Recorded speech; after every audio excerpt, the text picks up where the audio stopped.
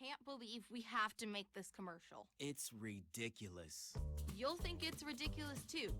Listen to this. This commercial is about, well, it's about parents being rude at high school athletic events. Ridiculous, right? It gets worse.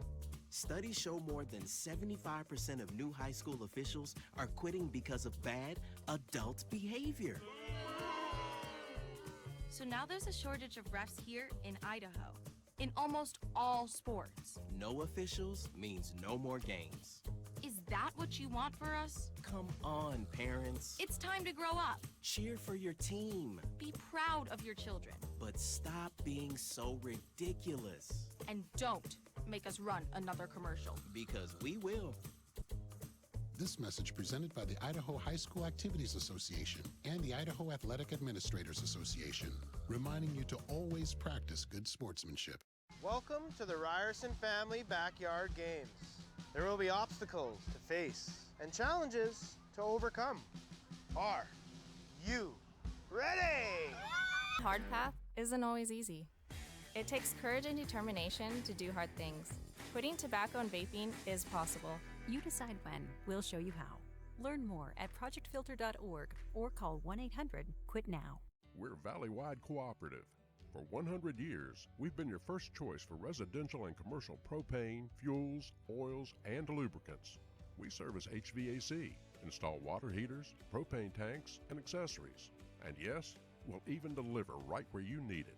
Because for us, serving is more than a job, it's a way of life. We are proud to employ your neighbors and to be a cornerstone of your community. We're Valley-wide. Yesterday, today, and tomorrow. We're here for you. Former regional champ and back in training. That's commitment. Ow. Oh, tough start. This is not as easy as it used to be, folks. And she's off, obviously pushing through some pain. Every muscle is begging her to stop. How's she doing this? I'm not even sure she knows. Look at her go. And stop. Come on. And go again. It's literally the home stretch. Whoa. She made it. Feel the elation. What fuels that kind of fire?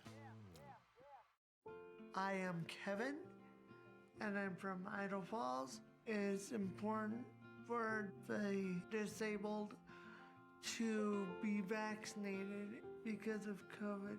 I chose to be vaccinated because I didn't want to be sick or in the hospital.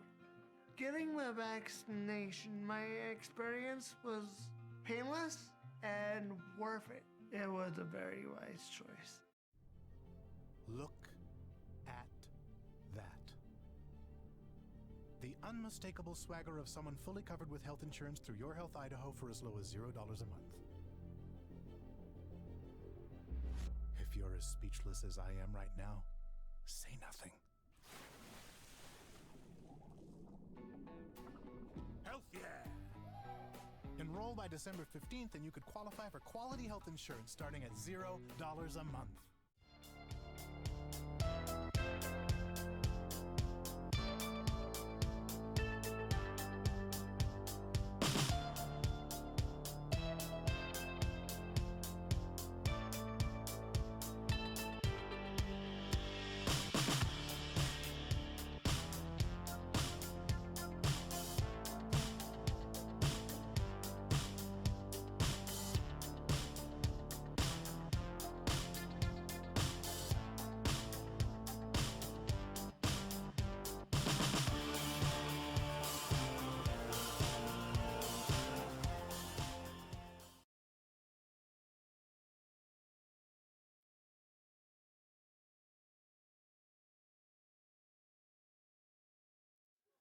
Good afternoon and welcome into this IdahoSports.com GameStreams production of the 2022 Idaho High School Football Playoffs.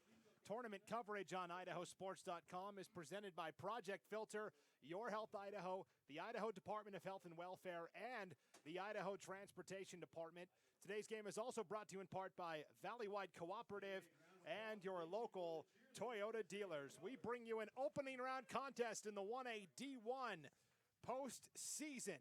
The Clearwater Valley Rams out of the White Pine League up north taking on the Raft River Trojans out of District 4. This is the 10 seed Clearwater Valley against the 7 seed from Raft River. The Rams are 7-2, the Trojans 5-3. Hi, everybody, inside the broadcast booth. Brandon Baney alongside Joel Richardson. Here we go. Little 8-man football, little smash mouth. Both teams love to run the rock. Yeah, and as we talked to the coaches pregame to kind of get some of their keys of the game, both coaches said stop the run. That was one of their main keys they wanted to do to keep these run teams from running free. And obviously, stop the run is going to be key. But for Clearwater, also one of their keys was to minimize turnovers. And so far in these playoffs, Brandon, we've seen a number of teams who are playing well just kept those turnovers, kept making those turnovers happen and shooting teams in the foot that probably could have come away with wins. So I want to keep those turnovers minimized, especially for the Clearwater Valley Rams. Yeah, we saw that on Thursday night in a 1A D1 opening round contest between Murtaugh and Lighthouse Christian. Lighthouse got the road win because Murtaugh turned it over 6 times. That is key this time of year. But, yeah, talking to both coaches, Alan Hutchins, the head coach for Clearwater Valley, he said our key today is to run the ball. Chad Evans, the head coach of Raft River, said our key is to stop the run. This is going to be a classic 8-man battle. Let's take a look at the starting lineups for this afternoon's contest. First for the Clearwater Valley Rams, they are in the white jerseys, red pants with gray trim. They've got gray helmets as well. They kind of look like an offset of the Wisconsin Badgers, maybe, is kind of how I would describe Clearwater Valley head coach Alan Hutchins. On offense, up front, the offensive linemen are seniors Isaac Goodwin and Austin Curtis, along with sophomore Leighton Davis. The tight end / receivers are a pair of sophomores, Carson Schilling and Tiago Pickering. In the backfield, Anthony Carter, the senior, is the fullback. Bass Myers, the junior, is the running back. And it's Louis Fabi, the senior, at quarterback. The Clearwater Valley defense, they run a 2-down lineman front. The seniors Isaac Goodwin and Anthony Carter are the defensive linemen. 3 linebackers, Louis Fabi, Bass Myers, and sophomore Jake Fabi, that's Louis' younger brother. And then 3 DBs, the sophomores Pickering and Schilling, along with senior Keegan Robeson. And the starters for the Raft River Trojans, they're in the blue jerseys, blue pants, that yellow trim down the sides, white letters and numbers, yellow trim around them, white helmets with the yellow Raft River logo. They kind of look like Toledo from college football. Yeah, definitely. No, I'm really liking these colors. They're both very contrasting colors. Blue and red, some of the greatest rivalries in college football and in football in general. Nice blue and red contrast there, Brandon. As old as time, the starters for Raft River and head coach Chad Evans. Of course, the big storyline with Raft River is senior quarterback Tate Whitaker has missed the last 2 games with injury. They're a vastly different team when he's in the lineup versus when he isn't. Game time decision today, Joel. They ran him through warm-ups, and they deemed that he was good enough to go. So welcome back, Tate Whitaker. That certainly will change the Raft River offense because his statistics are pretty impressive this year. Yes, Tate Whitaker, man, over 1,000 yards total. Passing. That's passing yards. It's over 1,000 yards passing, and then 19 touchdowns. He's thrown a few interceptions, but really good numbers when Tate Whitaker is in the game. Definitely. So Tate Whitaker will start at quarterback. The running backs will be Alex Murillo and Cole Spencer, the seniors. The tight ends are Corbin Hansen, the senior, and Tanner Tracy, the junior. And then up front on the O-line, it is a senior Benny Smith, a junior Talon Taylor, and a sophomore Kai Ward. The Raft River defense looks like this. 3 down linemen, sophomore Blake Tracy, junior Talon Taylor, and senior Corbin Hansen. 3 linebackers as well. Seniors Alex Murillo and Trey Whitaker, along with the sophomore Kai Ward. And then in the secondary, 2 DBs, Cole Spencer, the senior, Tanner Tracy, the junior. You may have noticed a lot of these guys pretty much going both ways. And 8-man football, you have that, right? Not enough players to just rest. So once the offense changes, they get to stay on the field, Brandon, and keep playing. Raft River won the toss, deferred to the second half, so the Trojans will be kicking off first. Clearwater Valley back deep to return. They'll be working right to left. Here in our opening quarter of action, Louis Fabi, the quarterback, is the return man back deep for the CV Rams. Here is the kickoff by Raft River. That is a good one. We'll take a bounce inside the 5 and into the end zone for a touchback. So it'll be 1st and 10 for Clearwater Valley starting from their own 20-yard line. And this is a Clearwater Valley offense that runs through running back Bass Myers. He is the focal point of the offense, Joel. Yeah, Bass Myers so far this year, 92 carries, about 840 yards, 12 touchdowns, 9.1 yards per carry. Bass Myers definitely the workhorse on this offense. So CV wants to run the ball. Raft River, of course, wants to stop the run when they can. And here we go, 1st and 10 for Clearwater Valley. And again, they're working right to left as we get underway here. I formation. Myers is the deep back. They will give to the fullback, Anthony Carter, on 1st down, and Carter's got nowhere to go. Maybe a yard. Nice tackle by Treg Whitaker of Raft River. You'll notice Treg Whitaker is playing with a huge club on his right hand. Looks like a broken forearm or broken hand. They got casted up, and as a linebacker, that club can be a weapon, that cast, right? Could definitely help on those tackles. But it was a good tackle there on the first play by Treg Whitaker. So no gain on the carry by Carter, the fullback. 2nd and 10 now for Clearwater Valley from their own 20. 11:25 and counting here in our opening quarter of action. Again, Myers dots the I. Myers gets the call off the right side, across the 25 and spilling to the 26, a gain of 6. It'll be 3rd and short upcoming for Clearwater Valley.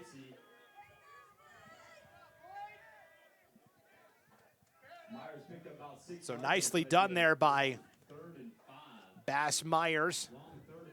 It's going to be 3rd and 4 for Clearwater Valley from their own 26-yard line. And the Rams make no bones about it. They want to run the rock. They want to take time off the play clock as well.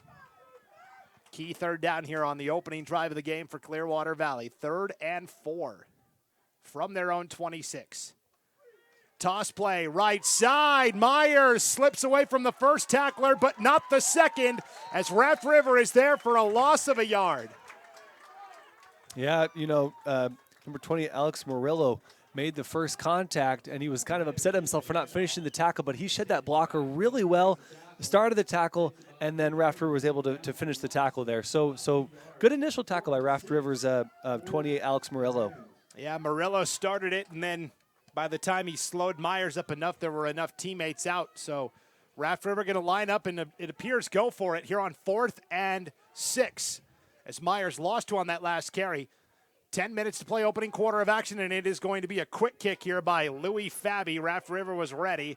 Tracy will pick it up on the hop at the 40, and now we'll look to get a return. Tracy started right and then broke back to the left. Penalty flag comes out, though. This may be coming back as Tanner Tracy returns the punt out to the CV 48-yard line.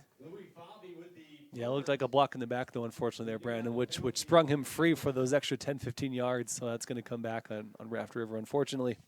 Tanner Tracy had the Clearwater Valley. It was like an old Western. They were just staring each other down, and who was going to make the first move, the quick twitch, the quick draw. And that's right.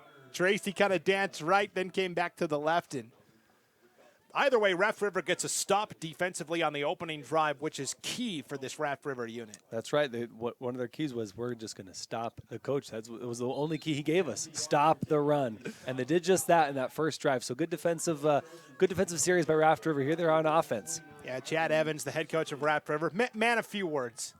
But, boy, he's done a really nice job with this Trojans program. They'll start 1st and 10 with Cole Spencer on the carry. Spencer will take it across the 35 right out to the 35-yard line is Cole Spencer for a gain of 6. And quickly Raft River back to the line on 2nd and 4. Quick hitter this time to Murillo. And Murillo will pick up a couple. It's going to be 3rd and short now for Raft River. 3rd and 1 officially will call. So Spencer went for 6, Murillo for 3, and it's 3rd and 1 for Raft River from their own 43-yard line. Again, quick hitter, Cole Spencer, stretching for the first down, has it out to the 45-yard line, a gain of 6, and that'll move the chains. A nice job by Raft River, 3 straight quick plays. They don't spend a lot of time in huddle. Those were they rounded off some quick 3-run plays, got that first down in that in this first offensive series for them. So as a coach, you got to like those first 3-run plays that got them positive yards. Yeah, I was going to say, bad news for you, Joel. If they keep going that quickly, you may not have much to say when Raft River's got the ball. Out of the shotgun formation, they'll hand off to Murillo off the right side. Murillo brought down in the backfield. Nice pursuit and tackle by Carson Schilling of Clearwater Valley. Officially, Murillo gets a yard. It'll be 2nd and 9. Yeah, really good wrap-up by Carson Schilling there. Kind of grabbed onto him, but then was able to get all of his arms wrapped up. Short gain. Good stop by Carson Schilling.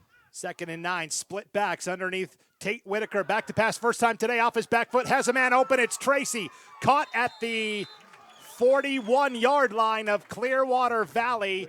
That is a gain of 13 and a first down. And that's what the quarterback does for you, right, Brandon? Having someone who can throw like Tate Whitaker can just adds a little bit more depth to your offense. So 1st and 10 for Raft River on the move. Ball is at the Clearwater Valley 41-yard line. 8:15 to play here in our opening quarter of action. 4 wide this time. 2 receivers left, 2 receivers right. Whitaker all alone out of the shotgun. Out route caught by Cole Spencer at the 40 and maneuvering his way out to the 37-yard line of Clearwater Valley. That is a gain of 4 to make it 2nd and 6. That's two straight throws from Raft River's Tate Whitaker. So nice. That first kind of offensive first down got them some run plays and now a couple pass plays to change things up. Now Trey Whitaker in the ballgame as the fullback, putting that cast on the ground instead of the three-point stance. Cole Spencer gets the carry off the left side, looking for the edge, has got it right at the first down marker. 2-on-2 crime. Cole Spencer, number 2 for Raft River, meets Tiago Pickering, number 2 for Clearwater Valley. They will mark Spencer a yard shy. It'll be 3rd and 1, so a 5-yard run for Spencer, and now 3rd and 1. They'll line up. Quick hitter to the fullback, Trey Whitaker. Whitaker has the first down across the 25, down to about the 20-yard line. So Raft River, an impressive opening drive. 7:15 to play here in the opening quarter of action, but a penalty flag was thrown back at the 32. It looks like it could be against the Trojans. That was, yeah. Unfortunately, he sprung free, but it was due to a hold in that middle. So they're gonna march back 10 yards. And restart this, I guess, continue this series, but further back, unfortunately, for Raft River. From 3rd and 1 now to 3rd and 11, Joel. Yeah, that hurts. We'll see what head coach Chad Evans draws up here for the Raft River Trojans. Opening drive of the game for Raft River. 7:10 and counting opening quarter, no score yet. It's going to be a pistol formation here. Tate Whitaker sends Trey Whitaker in motion. They're twin brothers. It's a QB draw for Tate Whitaker. Lowering the shoulder, trying to get the first down. He did, out to the 30-yard line.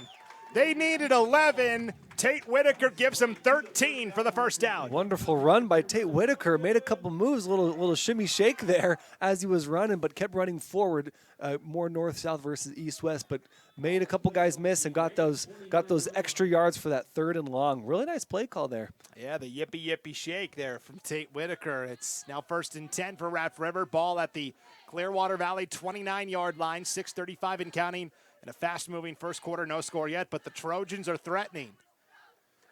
Trey Whitaker in motion. They'll throw a screen pass to Corbin Hansen. That's caught at the 30, and Hansen right back to the original line of scrimmage. Maybe got half a yard. They'll say he lost a couple of inches. So officially screen pass to Corbin Hansen goes for no gain. And Bass Myers, the linebacker, nice shoestring tackle to make that loss happen. Nice tackle there. Way to stay concentrated by CV's Bass Myers. It's just a great name, too, isn't it? Bass Myers. Yeah. Excellent. Sounds like he could have his own cop show on, like, network TV. 2nd and 10 for Raft River. It's going to be a QB sprint out for Tate Whitaker across the 30, the 25, and brought down around the 24 by Carson Schilling on the far side of the field. So there's going to be plays where it looks like, oh, it could be an option, it could be a pass, and Tate Whitaker knows as soon as the ball snapped, I'm going to take off and run with it. That was a gain of 5. It'll be 3rd and 5 now for Raft River. Whitaker was able to pick up 6 yards on play 3rd and 4. So 5.5 to play here in the opening quarter of action. Raft River facing a 3rd and 4 at the Clearwater Valley 24. I formation. Spencer gets the call. Spencer stood up. Pile driven into the grass. A nice tackle by Tiago Pickering. It'll be 4th down for Raft River. Tiago Pickering stood him up, straight to him, tackled, pushed him back. Wonderful tackle by Tiago Pickering, and good eyesight to see that ball come to Raft River's running back and stop him in his tracks. Pickering, just a sophomore. What a play by Tiago Pickering. Spencer officially got a yard, and then Pickering drove him back about 5. So they do get that forward progress. Yeah, that's right. So now it's 4th and 3 for Raft River from the CV23 I formation. It's a bootleg. Whitaker rolling out, has time, lofts it as a man. Wide open, Tanner Tracy caught it in for the Raft River touchdown. From 23 yards out, the Trojans strike on a 4th down play action pass. Wonderful bootleg, faked him out. They thought they were running to the left, but they bootlegged right. Wide open for Tracy. Touchdown, Raft River. Raft River strikes first in this opening round 1A playoff game. So Raft River will line up and go for 2. They've got 2 receivers out to the right, single receiver to the left, and Murillo, the tailback, on Whitaker's left hip. Cole Spencer in motion right to left. And penalty flag comes out. So with 4:29 to play here in the opening quarter of action, Raft River strikes first, but their 2-point try will move back on a false start. Back to the 7 now.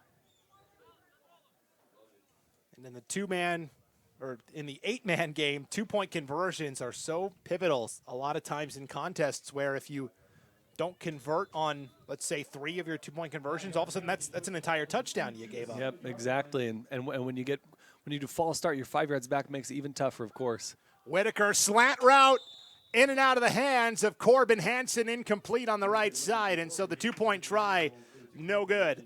But Raft River answers on their opening drive. They're up 6-0 with 4:29 to play in the opening quarter of action. We will be back right after this break. You're listening to the 2022 1A D1 football postseason on IdahoSports.com.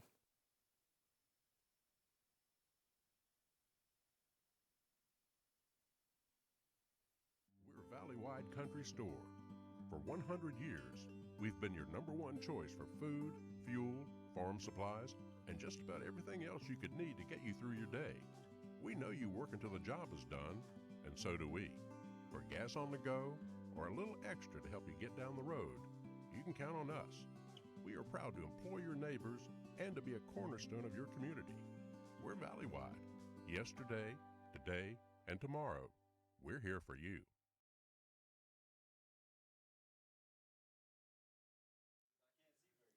Welcome back to Malta, Idaho, Raft River High School, IdahoSports.com. 6-0 lead for the Trojans as Tate Whitaker finds Tanner Tracy for a 23-yard touchdown pass with 4:29 to play, first quarter of action. Today's game on IdahoSports.com brought to you in part by ATC Communications, a family-owned internet and phone company that has served Idaho communities for over 90 years. They're proud supporters of their local schools and want to wish the Raft River boys good luck at state. Line drive kick picked up by Carson Schilling out to the 30, and a good return by Schilling out to the 35-yard line where it'll be 1st and 10 for CV. Yeah, their first kick went really far all the way to the end zone, back to the end zone, touchback. This one was a little bit shorter, maybe purposeful to get them stuck in shorter yard, but it was a good return by Clearwater, and they will start with decent field position. Yeah, Schilling actually got out to the 37 where it'll be 1st and 10. Clearwater Valley working right to left here in this opening quarter of action. 4:23 to play in the period. 6-0 lead for the Trojans. And the Rams went 3 and out on their opening drive in rather quick fashion, so we'll see what drive number 2 has in store. Again, it's that I formation. Myers the deep back, flags come out. And this could be a false start here against Clearwater Valley. It is. So that makes it 1st and 15 now for the Rams. Yeah, if in your first offensive drive was 3 and out, your second one you definitely don't want to start your first down with a false start, make it even harder to get your offense going and keep the defense off the field. So 1st and 15 for Clearwater Valley now. Ball back at their own 31-yard line. I formation for the Rams. And another flag comes out. This time I think they signal encroachment against Raft River. Yeah, so Raft River providing a little favor for CV Rams, and they'll be back to 1st and 10. Okay, here we go. Yeah, we're right back to where we started. Right where we started on this drive. First and 10 for Clearwater Valley from their own 36-yard line. Maybe we'll get an actual play this time, Joel. Sometimes on those encroachments, I always wonder, can't the refs just tell you, just scoot over a little bit? You know, we want to play, not call penalties. High formation. Fabi back to pass. Raft River bringing the rush. Has a man open. That is caught by Carter, the fullback, out to the Raft River 45-yard line. That's a great pitch and catch. A gain of 19 and a first down. Yeah, good throw. We saw both these teams warming up, and I was impressed with the arms of the quarterbacks. Louis Fabi, of course, and Tate Whitaker. They both have arms on them, and we've seen it so far. Haven't seen it quite yet from CV, but we just saw it there. So exciting to mix in some of this passing game with the obvious run game that both these teams execute. Raft River brought the blitz that time, and Louis Fabi bought just enough time to find Anthony Carter, his fullback, down the right sideline. First and 10 for the Rams, ball at the Raft River 45. Fabi out of the shotgun, in trouble, feeling the heat. Now we'll take off and run towards the left side, just trying to run for what yardage he can. Will stop and be brought down. That's a nice tackle out there by Kai Ward of Raft River. He actually pulled Fabi forward a little bit, it looked like, and so Louis Fabi will get out to the Raft River 44-yard line for a gain of 1. Yeah, it was a 1-yard gain, mostly because he was pulled forward by Kai Ward. That was a strong tackle, though. Ward basically grabbed him and was like, okay, you're going to go onto the ground right now. Here, but 1 yard forward. You will go down or I will put you down. 2nd and 9 for Clearwater Valley. We're at 3:05 to play opening quarter, 6-0 lead for Raft River. High formation from the Raft River 44. Hard count, and Raft River, did they jump again? I think so. So another encroachment against the Trojans. Moves it up 5 yards, and that makes it 2nd and 4 now for Clearwater Valley. Ball at the Raft River 39. We've talked in these playoffs, we talked about turnovers. We've also talked about, we've had a problem with penalties. A lot of teams committing too many penalties that are really hurting themselves as they try to make these drives to push themselves further in these playoffs. Got to be mentally sound. Penalties and turnovers. 2nd and 4 from the CV 39. Fabi back to pass, slings off his back foot, has a man Schilling. Caught at the 30-yard line and brought down there by Cole Spencer. But Schilling is able to hang on and make the grab for a 9-yard gain and a Clearwater Valley first down. Another connection between Fabi and Schilling. I'm liking their chemistry. I'm liking kind of this, I guess, be kind of a hybrid spread with the running game. It opens the field up, right? And then you can open up for running plays up the middle. But I'm liking this passing game that they've been showing on this drive. Yeah, because Alan Hutchins, the Clearwater Valley coach, would love to just run it down Raft River's throats, but they're too good defensively to do that. You have to be able to mix in some passes. 1st and 10 from the Raft River 30. Fabi taking a deep shot, has a man wide open, but it's just beyond his fingertips. Just a touch low. Incomplete, trying to go to Bass Myers. He was wide open right at the goal line, and the pass by Fabi was just a little low. Couldn't quite scoop it. Yeah, that was a touchdown. That was 6 points. But, yep, like you said, just a little low, underthrown that ball. And unfortunate for CV, they keep their offense in the field with 1:58 to play. 1:58 to play here in the opening quarter of action. A 6-0 lead for Raft River. Rams on the move, though. Back to passes, Fabi again, and Fabi this time will be brought down. Nice pursuit by Raft River's defensive line. Coming through was Talon Taylor on the tackle. Yeah, that pocket collapsed pretty quick, and Talon Taylor took advantage of the collapsing pocket, got the sack for, I think that's the first sack of the game. And I mean, that's one of the problems with the throwing game in the 8-man. There aren't a lot of blockers there, Brandon. Yes. So that pocket collapses really quick. It's a loss of 4 to make it 3rd and 14 now for Clearwater Valley. Ball is back at the Raft River 33. Fabi fakes the pitch and gives on the end around to Bass Myers, but Talon Taylor was there. Again, defensively well read. Taylor brings down Meyer for a loss of 2 more. It's 4th and 15 now for Clearwater Valley, and the Rams are going to spend a timeout with 1:02 to play here in the opening quarter of action as Alan Hutchins wants to get his guys settled down a little bit out there on the field. So while we've got a moment, Let's thank some of our sponsors for today's broadcast on IdahoSports.com. Today's game is brought to you in part by 5 Star Forestry, a professional forestry company that has been serving the Washington, Idaho, Oregon, and Montana area for over 17 years. Founded in 2005, their primary services include tree planting, tree thinning, and fuel reduction. 5 Star Forestry specializes in urban interface fire protection by creating a defensible space between the forest and your home. 5 Star Forestry is licensed and bonded and offers a wealth of experience and expertise at an affordable price. Find out more by calling Mike at 866-679-5372 or hit them up online at 5starforestry.com. That's the number 5, starforestry.com. Today's game also brought to you by Perfection Tire. The professional sales staff at Perfection Tire in Kamei is eagerly waiting to provide you with incredible service and the latest automotive products available. Perfection Tire can take care of all your tire needs and more, including brakes, shocks, struts, tune-ups, oil changes, alignments, and more. Perfection Tire proudly supports Clearwater Valley Athletics. 4th and 15, out of the timeout. Fabi has time, throws deep, has a man, nearly a one-handed grab by Tiago Pickering on the near sideline around the 17-yard line, but it's incomplete and a turnover on downs. Great effort by Pickering to try to hold that in one-handed. Almost had it like you said, but ball was dropped and weren't able to execute on that 4th down. Unfortunately for CV, Raft River football. So a turnover on downs, and that was tight coverage all the way from Raft River defensively as well. And boy, Tiago Pickering nearly came up with the one-handed grab, but Raft River gets it back with 56 seconds to play in the opening quarter of action, leading 6-0, 1st and 10 for the Trojans from their own 35. Cole Spencer now in at quarterback, takes the snap, starts right, works back to the left, picks up 13 yards, and a Raft River first down out to the Trojans' 48-yard line. Great run there to spring free. The tackler was there, but he was able to evade that first tackler and sprung free for a big gain. Great run. So Cole Spencer is in there at quarterback now for Tate Whitaker, who's been in and out of the lineup the last 2 weeks with injury. Spencer will take the snap and take off and run, has it across the 50, brought down at the Clearwater Valley 45-yard line. That's a run of 7 yards to make it 2nd and 3 for the Trojans.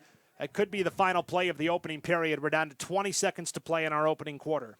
As a coach, when you bring in Cole Spencer to play that kind of QB running back, you're hoping that you get some, continue to get some positive yards. And woof, Cole Spencer doing work so far, taking over for Tate Whitaker. 2nd and 3. Whitaker back in now. Tate back to pass. Will go for the deep ball to Cole Spencer. Overshoots him, incomplete. And that is the end of the first quarter of action. So after one, Raft River leads Clearwater Valley 6-0. We'll be back with the second quarter right after this break. You're listening to the 2022 1A D1 football playoffs on IdahoSports.com. Dear gas prices, Toyota's hybrid lineup says, go take a hike, because we bring efficiency with power and savings with style. Think you can stand in our way? We got this. Toyota Hybrids.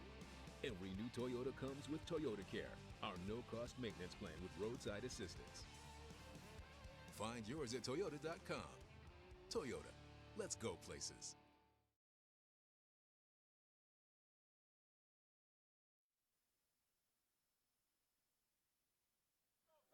Welcome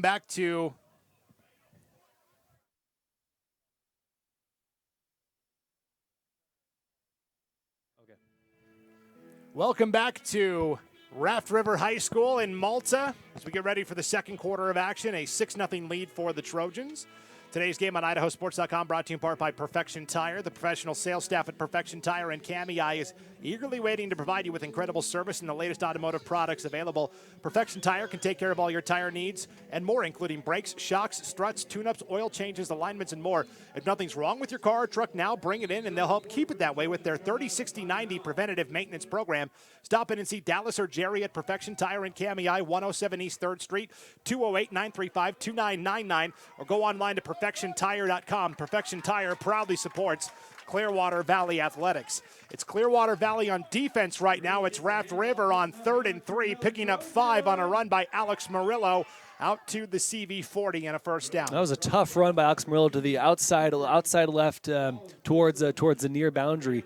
I was impressed by how he kept his legs moving while the defense stood him up almost at the line of scrimmage, but he kept moving and got a couple yards.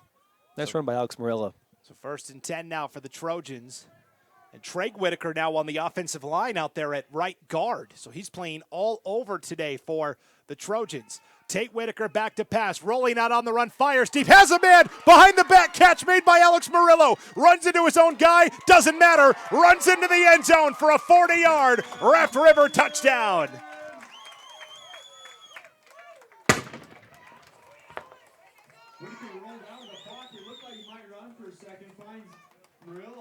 What a play and a throw and an adjustment by Alex Murillo. Had to turn around and make the behind-the-back grab on the slant, and then he maneuvered past 2 defenders, ran into his own guy who was blocking downfield.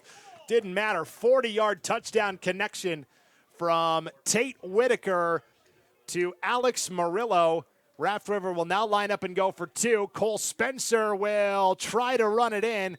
Clearwater Valley stands him up, so 12-0, the Trojans now in front with 11:14 to play here before halftime. You know, on that touchdown run, on the touchdown throw, we thought it was going to be a run. We saw Tate Whitaker start to scramble.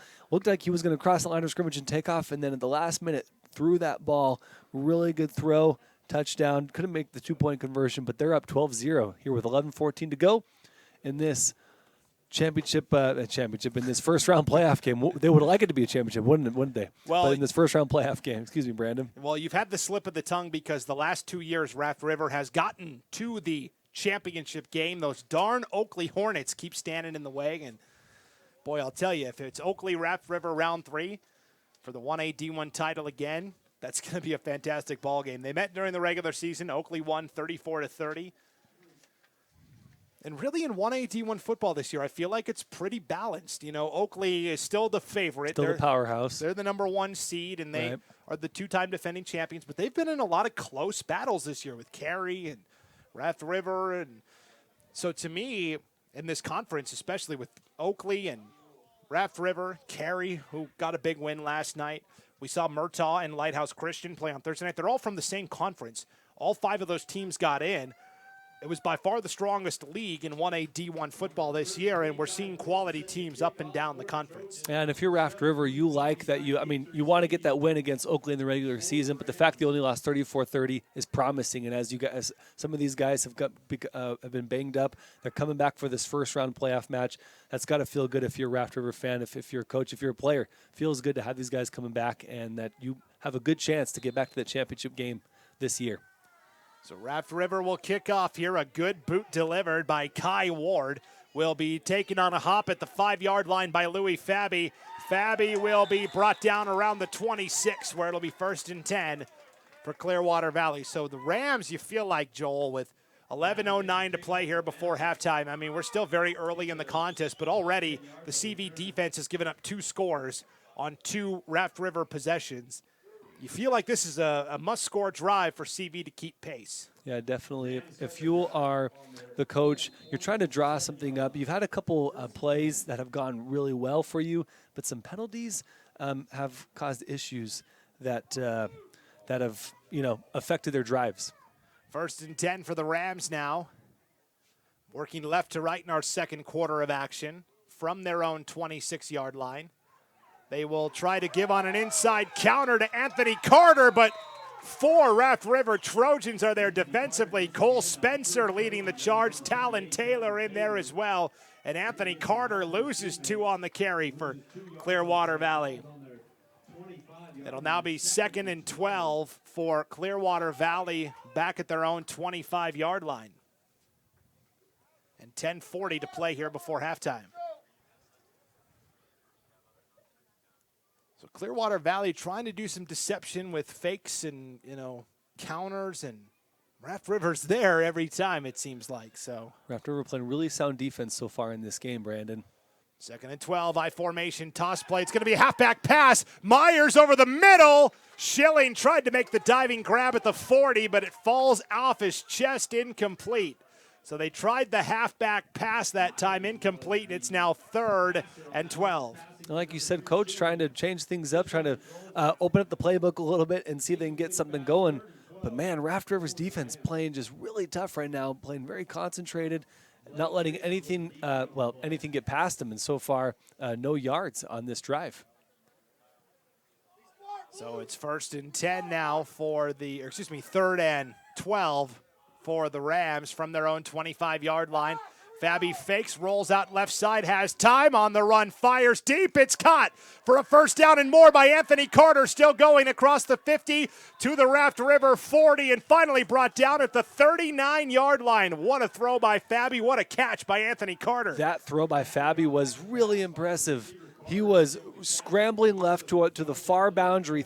He's right-handed, throws to his off his right hand, off his foot to get a cutting outside receiver. Just a really impressive throw there by Fabi.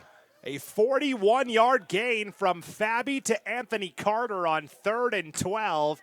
And all of a sudden, the Rams have it in Trojan territory. 1st and 10 for Clearwater Valley. Ball at the Raft River 39 with 9:45 to play here in the 2nd quarter. Fabi out of the shotgun. He's got Carter on his right hip. Raft River looks like they will bring the blitz, and they do. CV picks it up. Fabi hit as he throws, has a man open. That is cut. 10-5, end zone touchdown, Bass Myers. So that is a 39-yard touchdown connection. Again, Raft River brought the blitz. CV was able to pick it up. That allowed Fabi to find Myers over the middle for the 39-yard score. And that was Anthony Carter who picked up that blitz. Really great block. Allowed Fabi just one more, even a half a second longer to make that throw to Bass Myers. Touchdown, CV Rams. So Bass Myers with the touchdown reception. Clearwater Valley will line up and go for 2. That was the score that Clearwater Valley needed with 9:26 to play here before halftime. Spread offense, Fabi alone back there, rolling out right side, on the run, looking for somewhere to go, throws across his body. It's caught by Bass Myers, blown up in the end zone.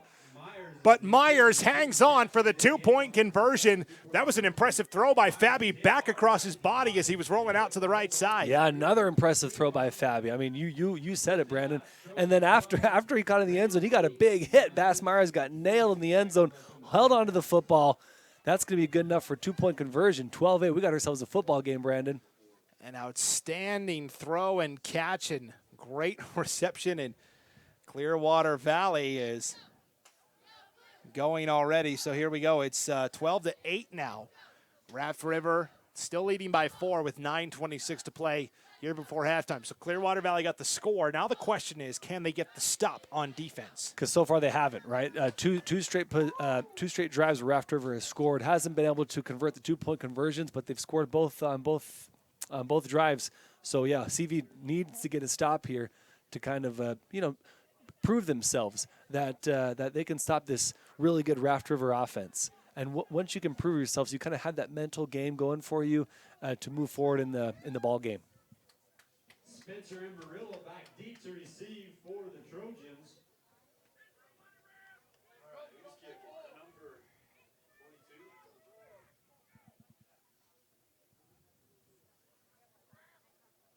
So kicking off here for the Rams will be Anthony Carter. Alex Murillo and Cole Spencer back deep to return for Raft River. Trojans will be working right to left here in this 2nd quarter of action.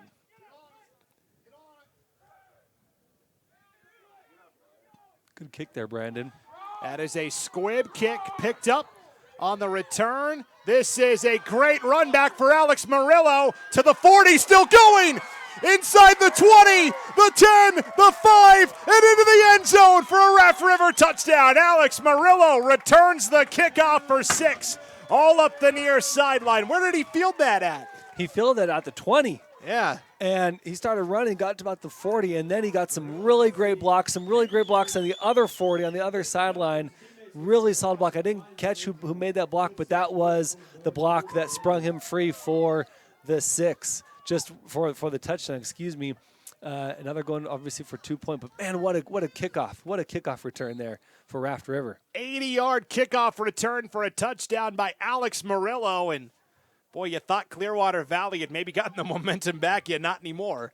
Raft River takes it right back, and Murillo is such a dynamic athlete. Makes the score 18-8 with 9:11 to play before halftime. Raft River going to go for two. Whitaker slings it too high for Corbin Hansen, incomplete. So 18-8, the score remains. But boy, that's a game-changing type of play for Raft River. Yeah, and like you said, maybe CV was thinking, okay, we got some momentum back. We're going to make a nice stop here, defense. Defense, this is your turn to make a stop and shine. Raft River had something to say about that. Kickoff return, and couldn't make that 2 point conversion, but hey, put up 6, and they continue to lead this ball game, 18-8. Today's game on IdahoSports.com is we're going here at Raft River. We've got a couple of games going on around the state today, including up in Arco. Another 1A D1 battle. Butte County is hosting Lapway. Lapway took third in the White Pine League. Clearwater Valley took second. Only 3 teams from up north got into the playoffs this year. And, of course, the league champion Kamei gets the first round bye. Kamei and Clearwater Valley are separated by roughly 10 miles. They're right by each other. Kuski and Kamei, it's a big rivalry game every year. And Louis Fabi back deep to return here for Clearwater Valley. It'll be Kai Ward kicking off here for the Trojans. Line drive kick will be left alone and taken into the end zone for a touchback, where it'll be 1st and 10 for CV from their own 20. So if you're CV here, you're trusting that your offense can keep scoring, because so far the defense hasn't proven that they can stop these really good Raft River drives. So CV, I feel like, needs a score here to keep this game competitive, as it's 18-8 here in the second with 9:11 to go. So CV needs something here on offense to start moving this ball. Continue to move this ball like they did on the last drive, but get some points on the board to end it. 1st and 10 for the Rams. Fabi alone out of the shotgun will take off and try to run, but that's shut down immediately. The hole closed up quickly, and on the tackle for Raft River was Kai Ward. Yeah, Kai Ward was blocked. He was blocked, but he got blocked into where Louis Fabi was moving, and was able to get his arms around Louis Fabi and bring him down even while being blocked. Really impressive play by the sophomore Kai Ward.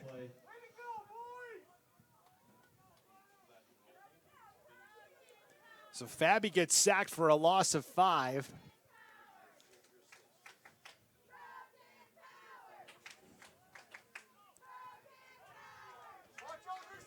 That'll be 2nd and 15 now for Clearwater Valley. And a timeout going to be spent here by CV, their 2nd timeout of the half. So let's go ahead and take the timeout with them. We've got 8:24 to go here before halftime. It is 18-8. Raft River on top. Back right after this on IdahoSports.com. A hit in the morning, another between class, after school, and more before bed. Vaping sucks you in quick. Not to mention all the chemicals and health problems everyone's talking about. That's why thousands of teens are ready to take back their life their own way with My Life, My Quit. When you sign up with us, you'll get a free and simple quit plan that makes it easier to stop vaping. Visit mylifemyquit.com or text Start My Quit to 36072. Welcome back to Raft River High School in Malta here on IdahoSports.com. Today's game brought to you in part by 5 Star Forestry, a professional forestry company that has been serving the Washington, Idaho, Oregon, and Montana area for over 17 years. Founded in 2005, their primary services include tree planting, tree thinning, and fuel reduction. They also specialize in urban interface fire protection by creating a defensible space between the forest and your home. 5 Star Forestry is licensed and bonded and offers a wealth of experience and expertise at an affordable price. You can check them out online at 5starforestry.com. Fabi on the scramble on 2nd and 15 will take it for a gain of 6 out to the 21-yard line, but it looks like a penalty flag could be bringing the play back, Joel. Yeah, it looked like it was holding there on the run, which sprung him free for a few yards. So they're going to go even further back after having that sack. So that's going to bring up 3rd and forever for the Rams. 8:17 to play before halftime, 18-8, Raft River lead. We'll see where they mark this off at.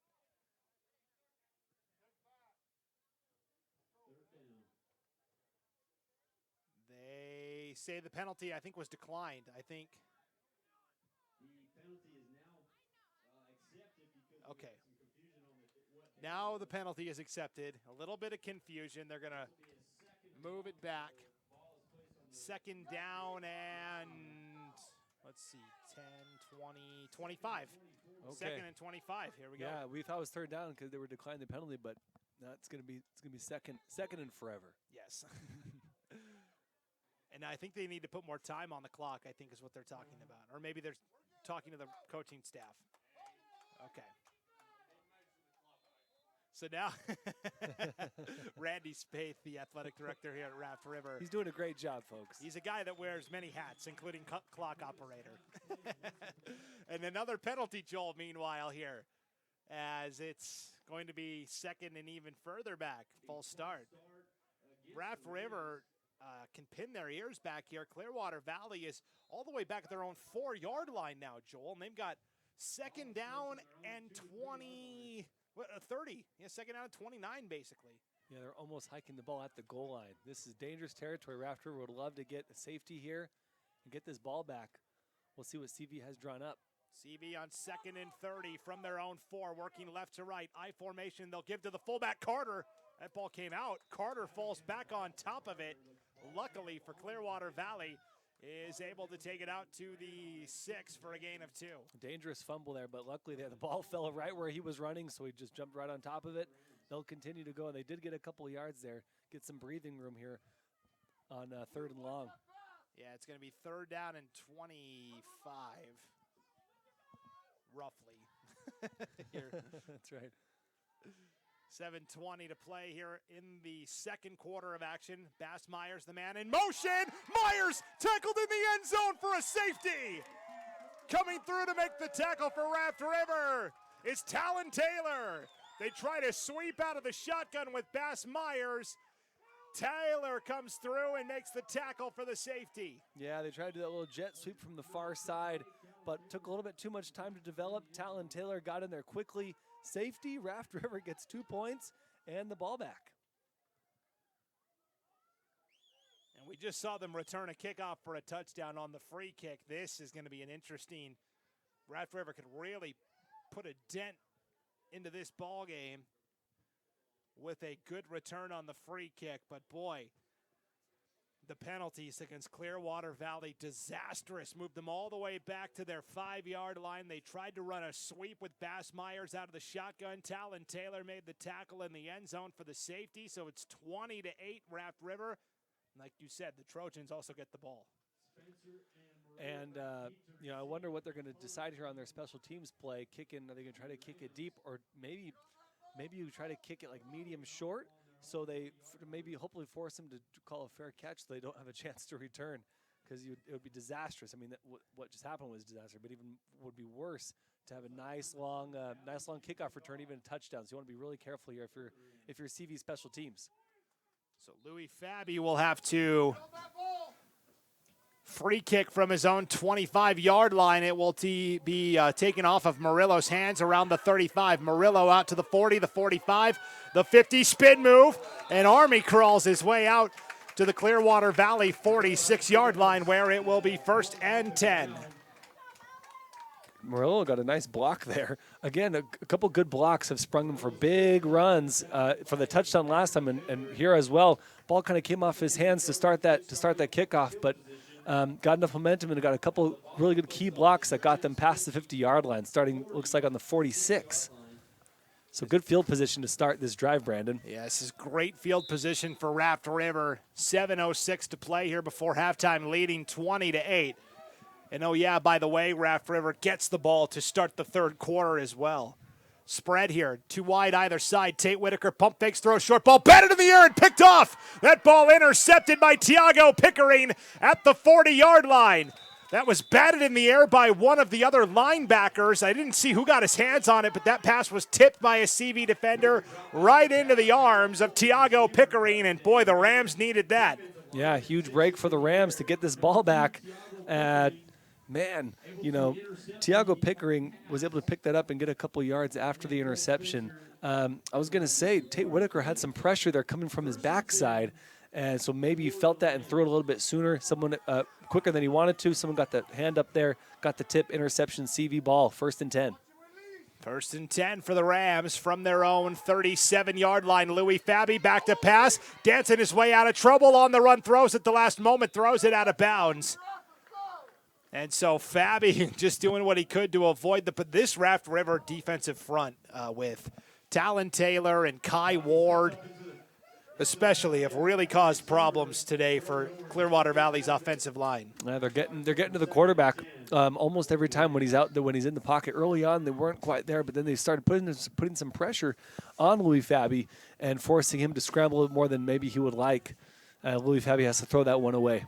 Fabi 4 of 7 passing so far today. 2nd and 10 for the Rams from their own 37-yard line. Louis Fabi's trying to send a receiver in motion. Nobody came, and because of that, illegal procedure penalty against the Rams. And Louis Fabi looking at Bass Myers, who was in the slot, going, dude, I lifted my leg. That's the universal signal. When I lift leg, you move. That's the universal signal for come in motion. And so CV's kind of been their own worst enemy today at times. The penalties have really hurt the Rams. It's 2nd and 15 for Clearwater Valley now. Ball back at their own 33-yard line. So 2nd and 15. Myers, the man in motion. They'll fake there. Fabi will run the sweep off the left side with the option to pass. Instead, he will take off and run. And Fabi will be steer wrestled to the ground by Kai Ward after a gain of 5. Looked like he got right back to the original line of scrimmage. Yeah, it was a good pursuit. They brought, I feel like looked like they brought a blitz. They brought 2 extra guys. That first guy missed. He came in pretty hot on Fabi, and because that Fabi was able to elude him, get off to the side, but only got back to the line, to the original line of scrimmage. You know, Clearwater Valley, we talked about they want to run the ball. They've had 10 rushing attempts today, and some of those have been like sacks. So really, Raft River's done a nice job of taking the Rams out of what they like to do, putting them in these 2nd and long, 3rd and long situations all day. 3rd and 10 for the Rams with 5:55 to play before halftime. They'll throw a quick screen. It is caught by Carson Schilling. Schilling is only able to pick up 2, though. It'll be 4th down and 8 for Raft River, for Clearwater Valley at their own 40-yard line. Yeah, Treg Whitaker snuffed that out and got a couple, but not enough. Treg Whitaker saw that screen play, blew it up, and that's going to bring up 4th and 8. And you think the Rams probably going to punt here, even though they're down 20-8. You don't want to turn it over at your own 40 and give it back to Raft River. Fabi is the punter as well, so you never know. He's also the quarterback here. Yes. Fabi hard count, I think, drew Raft River. Corbin Hansen on the edge on the right side, leaned across, and now the decision becomes a little more interesting because it's now 4th and 4 for Raft River. On those 4th and longs, you do that hard count to try to maybe, if you can get them to jump. Defenses, they've been doing this for a while now. I feel like defenses should know, hey, watch, 4th down, just watch the hard count, wait for them to move, then you move. But they got him to jump, and now it's 4th and short. So like you said, decision time, and it looks like they are going for it, no punt. They will hand off to Bass Myers, has the first down across the 50 to the Raft River 45-yard line, a gain of 10 and a CV first down. And that was a simple run up the middle, a bit to the right side, but simple run up the middle, got a couple blocks, and easy first down for Bass Myers into Trojan territory. About 4 minutes and 30 seconds to play in the first half. So we're down to 4.5 to play before halftime. Clearwater Valley down 20-8. Play action. Fabi throws. Pass complete. Hauled in by Anthony Carter across the Raft River 40 down to the Trojans 37-yard line. They'll actually mark him back at the 39. So a 6-yard pitch and catch on first down there from Fabi to Carter. You know, earlier in this game, Clearwater was getting some open passes. So far, though, since then, the secondary for Raft River Trojans has been pretty tight. They've gotten some, CV has gotten some throws off, but they've been well covered. And Raft River keeps attacking with the front four as well. Toss play to Bass Myers this time off the right side. Myers will step out of bounds around the 31. Enough for a Clearwater Valley first down. That will be a gain of 7. This has been a nice drive. You know, CV started, it was a little bit shaky back there, but they started, you know, after the interception, I should say, this has been a nice drive for them. So obviously you need to get points here with 3:50 to play in this half. The key was when Raft River encroached on 4th and 9. Instead, it made it 4th and 4, and CV was able to pick up the first down from there. Screen pass caught by Tiago Pickering on the far side. Pickering gets a couple, and then Treg Whitaker comes up to make the tackle. It will be a gain of 4 to Pickering to make it 2nd and 6. Pickering, the intended receiver, gets 4 yards on the play. 2nd and 6 now for the Rams. That clock is rolling. If you're CV, can't stress this more. They need to score here on this drive. But 3:20 to play, still plenty of time. But you need to get points here. And especially because they got the turnover that set up this drive, the interception by Pickering. Fabi in trouble, trying to avoid the sack. Will get right back to the line of scrimmage on 2nd and 7. Brought down from behind that time by Corbin Hansen. He was trying to get open, but that pocket collapsing. The pressure is coming really well. Even when they rush 3, they're able to get to the quarterback. And he was able to get a couple of yards off that pressure, but still, man, Raft River Trojans, their defensive line just playing really well today. 3rd and 7 for the Rams from the 30 of Raft River. Fabi back to pass. Has time, going for the home run ball. Penalty flag comes out on the near side from the side judge. He overshoots Bass Myers on the pass attempt. And again, our side judge away from the play through the flag, which leads me to believe might be some kind of a defensive hold on Raft River. We'll have to see. Looks like the official tapped the top of his hat. So ineligible man downfield there, Brandon. Okay. Yeah, waited a little bit too long to throw that. I guess the blocker got too far out of his area.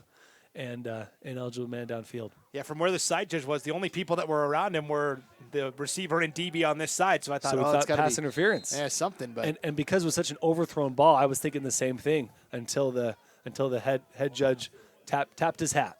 Ineligible man downfield.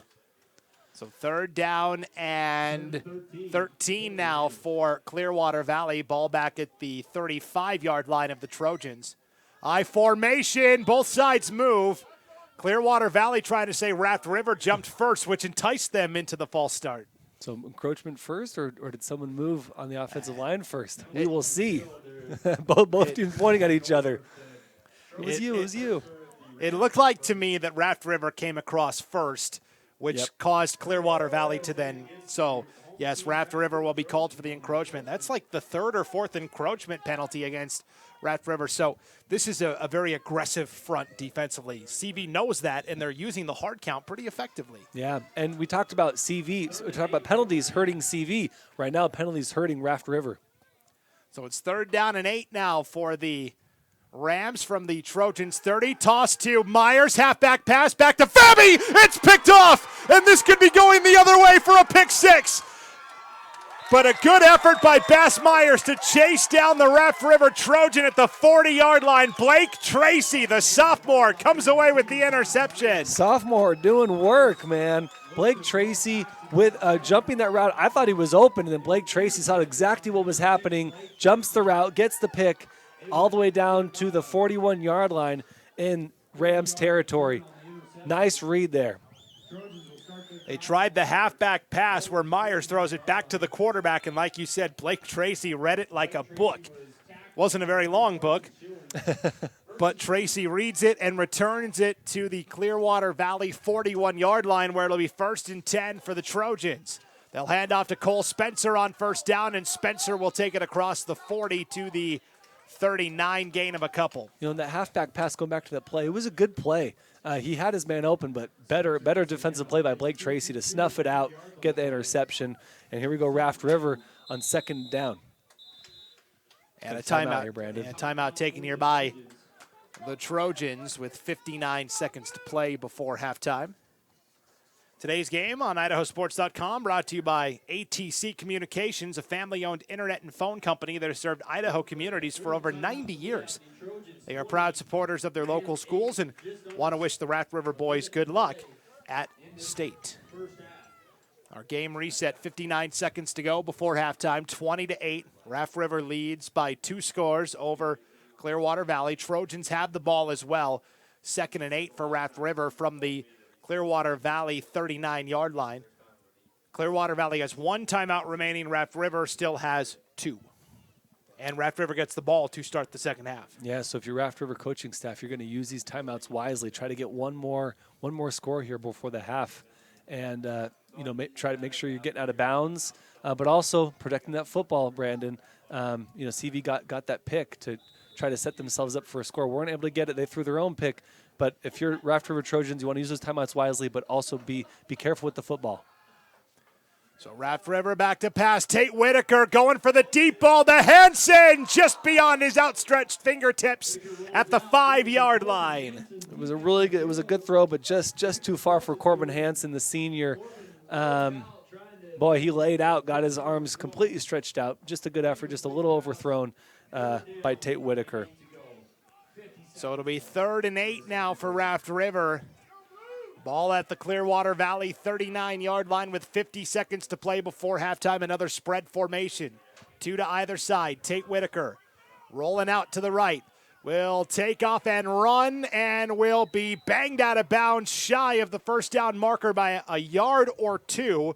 Forced out of bounds that time by Keegan Robeson. And it was a good block there on the outside by Alex Murillo, the senior, bringing the quarterback free for a few more yards. It's always good to see as a quarterback, to see your receivers fighting for you, not just catching but blocking. So Tate Whitaker picks up 6 on the scramble. It'll be 4th down and 2 for the Trojans with the ball at the Clearwater Valley 33. They've got to get to the 31 for the first down. So Raft River going to line up and go for it here on 4th down. This is a big play coming up. Whitaker back to pass, throws, has a man that's open by Tanner Tracy, caught doing the one-legged hop inside the 25 down to the 24 for a Raft River first down, a gain of 9. So Tanner Tracy with the nice grab, and then again, kind of like the Old West duel, was kind of just staring down the receiver. Which way am I going to go? You going right or you going left? Am I going left? Am I going right? So Raft River takes another timeout following the 9-yard completion from Whitaker to Tracy on 4th down. Our game reset, 20-8. Raft River leads Clearwater Valley with 33 seconds to play here before halftime. It is 1st and 10 for the Trojans with the ball right at the Clearwater Valley 25-yard line. Each side now has 1 timeout remaining, and it is Raft River that gets the ball to start the second half. So Clearwater Valley needs to get a stop on this drive to have a chance, because if Raft River goes up 3 scores and they get the ball to start the second half, that's a tough hole to climb out of. Yeah, especially if your offense hasn't been able to get much going, except besides that 1 touchdown and the 2-point conversion. CV's been struggling against this really stout Raft River defense. Trojans line up 1st and 10 from the CV 25. Whitaker alone out of the shotgun. Feeling the heat, rolls right now back to the left. Whitaker will take off and run and will duck out of bounds around the 19-yard line, stopping the clock with 25 seconds to play. Yeah, it's a good play. Everything was covered.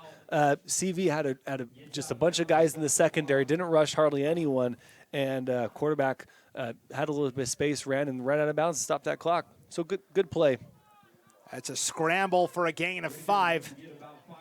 They'll mark him out at the... Well, we'll give him 4. They mark him out at the 21-yard line. So it'll be 2nd down and 6 here for Raft River. And again, they're going spread. 2 receivers right, 2 receivers left. Murillo in the slot on the left. Keep an eye on him. He's now in motion left to right. Whitaker back to pass. Pump fakes, now rolls out right side. Will take off and run up the middle. Tate Whitaker spinning inside the 15, down around the 13-yard line with 18 seconds to play here before halftime. I think Raft River spends their third and final timeout, but the scramble play is good for a gain of 7 and a first down. That first down allows them to obviously stop the clock to move the chains, but they also take the timeout, and which is a good call to set up a few more, maybe 2 more plays, unless they get out of bounds. This may be the last play of the half here with 18 seconds left. Yeah, and the ball's at the 13, so I think they've got time, right? They've only got 13 yards to go with 18 seconds to play. It's 20-8 Raft River. They are out of timeouts now. CV still has 1 timeout remaining. And Raft River gets the ball to start the second half as well. And if you're Raft River, like you said, you set up 2 plays here. Tell them, hey, we're going to do this, and then if this works, we're doing this. We're doing that. But I think you do have time, like you said, 18 seconds left. You can probably get 2 plays here on the 13-yard line. So here we go. I formation here for Raft River. They'll fake and bootleg. Tate Whitaker on the run, throws to the end zone. It is bobbled and caught for the touchdown by Tanner Tracy. Hot potato, bobbled a couple of times. He makes the grab for 6. Yeah, it was a good coverage on Tanner Tracy, but Tanner Tracy was able to bobble that ball away from the defender. Touchdown, Raft River Trojans, who are now up 26-8 on CV. And that is the 3rd passing touchdown of the first half for Tate Whitaker. This one to Tanner Tracy from 13 yards out. And boy, he bobbled that a couple of times. I think he saw the Clearwater Valley defender coming in, and that kind of caused him to lose focus for a second, but he was able to hang on. So a tremendous grab by Tanner Tracy. Ref River will line up and go for 2. Direct snap to Cole Spencer, running to the left side, running in for the 2-point conversion. Yeah, great run by Cole Spencer to follow his blockers, trust the guys upfield, got him for 2, and Raft River running away with this one. 20-point lead over CV. With 11 seconds to go before halftime as well. So you leave CV basically no time to do anything. A very impressive first half for Raft River. And we talked about, the Trojans came in limping a little bit, back-to-back kind of one-sided losses to Cary and Butte County to end the year. It was Butte County first, then Cary, 50-0 in the regular season finale. And I think casual observers went, oh boy, I guess Raft River's just down a little bit in Cary. But Raft River was missing some of their most important players, including Tate Whitaker. And when Tate Whitaker is out there like he is today, the Trojans are fundamentally a different offense. Yeah, and when you look at that Cary Panthers lost 50-0, when you have 8-man football, 1 or 2 important guys are going to be a huge difference in any game. They're going to have some. There's going to be some kind of difference, but 50-0, you're missing guys in 8-man football, and sure enough, they were missing a couple key players, including Tate Whitaker, who's having himself a game tonight, Brandon, or today. It's the afternoon, isn't it? having himself a game today. It's a beautiful day. Beautiful day, yeah. Here in south central Idaho. Raft River's kind of on the board. Like, are they in the Magic Valley? Are they in East Idaho? They're right kind of in between. When we came off the exit, I thought, oh, we're still in East Idaho, but then we drove a long way south, a little bit towards Treasure Valley. Magic Valley. This kickoff will go out of bounds for the Trojans, which doesn't take any time off the clock and gives Clearwater Valley the ball in pretty decent position to start, and they do still have 1 timeout remaining as well.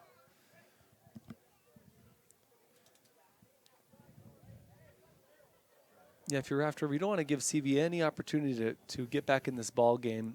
There's probably not enough time here to score, but hey, a big play, and you're back within a couple scores. After the kick goes out of bounds, the ball is placed at the Ram 35-yard line.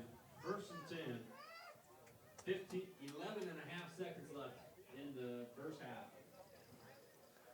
So we'll see what the Rams do here on 1st and 10 from their own 35. Only 11 seconds to work with. They do have 1 timeout remaining. They will drop back to pass. Louis Fabi has time, now feeling the heat. Fabi will throw a deep ball all the way across the field, nearly caught by Anthony Carter at the 40-yard line. Nearly intercepted as well by Tanner Tracy. He was there defensively, but the pass falls incomplete. And now, with just 2 seconds to go before halftime, Joel, we'll see either a Hail Mary or a trick play of some kind. Yeah, I think you do want to try something, but you definitely don't want to cause a turnover that could become a pick six or a fumble. So you want to be really careful with any kind of trick play here, but you also need to stay aggressive as you're down 20 points. We just wanted to say Louis Fabi on that throw, that was from sideline to sideline, Brandon. Really impressive throw, and it got to his receiver. Just it was a hard ball to catch, but still, really nice throw there by Louis Fabi. Yeah, he rolled out to the left sideline, threw all the way across the field to the right sideline. You're right. Very difficult throw. So Hail Mary time, Fabi. As time expires here at the end of the first half, Fabi dancing around like Doug Flutie and will be sacked. Back at the 25-yard line. And coming through was Hansen and Ward, both on the sack. Fabi ends up losing about 12 yards on the sack, and that will take us to halftime with the score, Raft River 28, Clearwater Valley 8. We will be back with the halftime show right after this break. You're watching the 2022, you're listening to the 2022 Idaho High School Football Playoffs on IdahoSports.com. Ads like this keep popping up, but I see through the hype because those vape clouds people claim are just water vapor contain as many as 31 different chemicals, like formaldehyde, the stuff they preserve dead bodies with. And while the flavors sound all harmless, we still have no idea what these ingredients could be doing to our bodies. But I already see vaping for exactly what it is. Get the real facts at BehindTheHaze.com. We're Valley-wide country store. For 100 years, we've been your #1 choice for food, fuel, farm supplies, and just about everything else you could need to get you through your day. We know you work until the job is done, and so do we. For gas on the go or a little extra to help you get down the road, you can count on us. We are proud to employ your neighbors and to be a cornerstone of your community. We're Valley-wide. Yesterday, today, and tomorrow, we're here for you.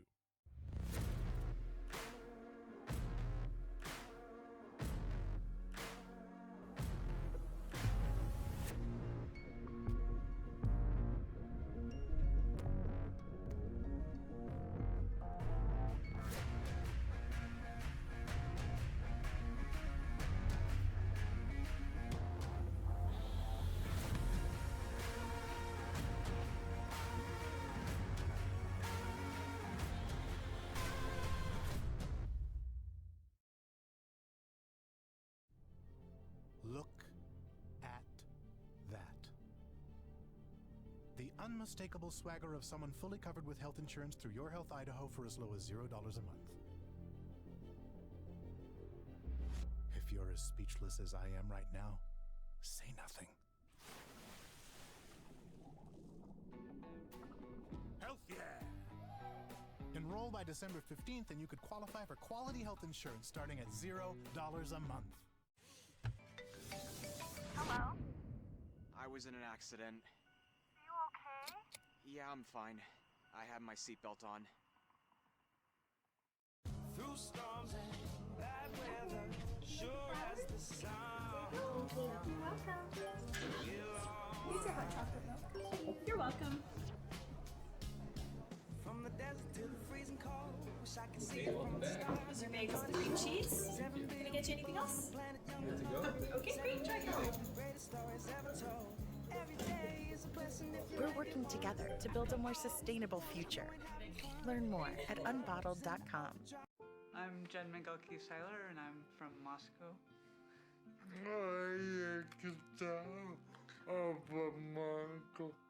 I think it's really important to get vaccinated because it's not just about me and my health, it's about the people around me. We have a lot of friends who have disabilities or have different health conditions. I want to make sure I don't make anyone sick. So we chose to get vaccinated to keep each other healthy. Taking the hard path isn't always easy. It takes courage and determination to do hard things. Quitting tobacco and vaping is possible. You decide when. We'll show you how. Learn more at projectfilter.org or call 1-800-QUIT-NOW.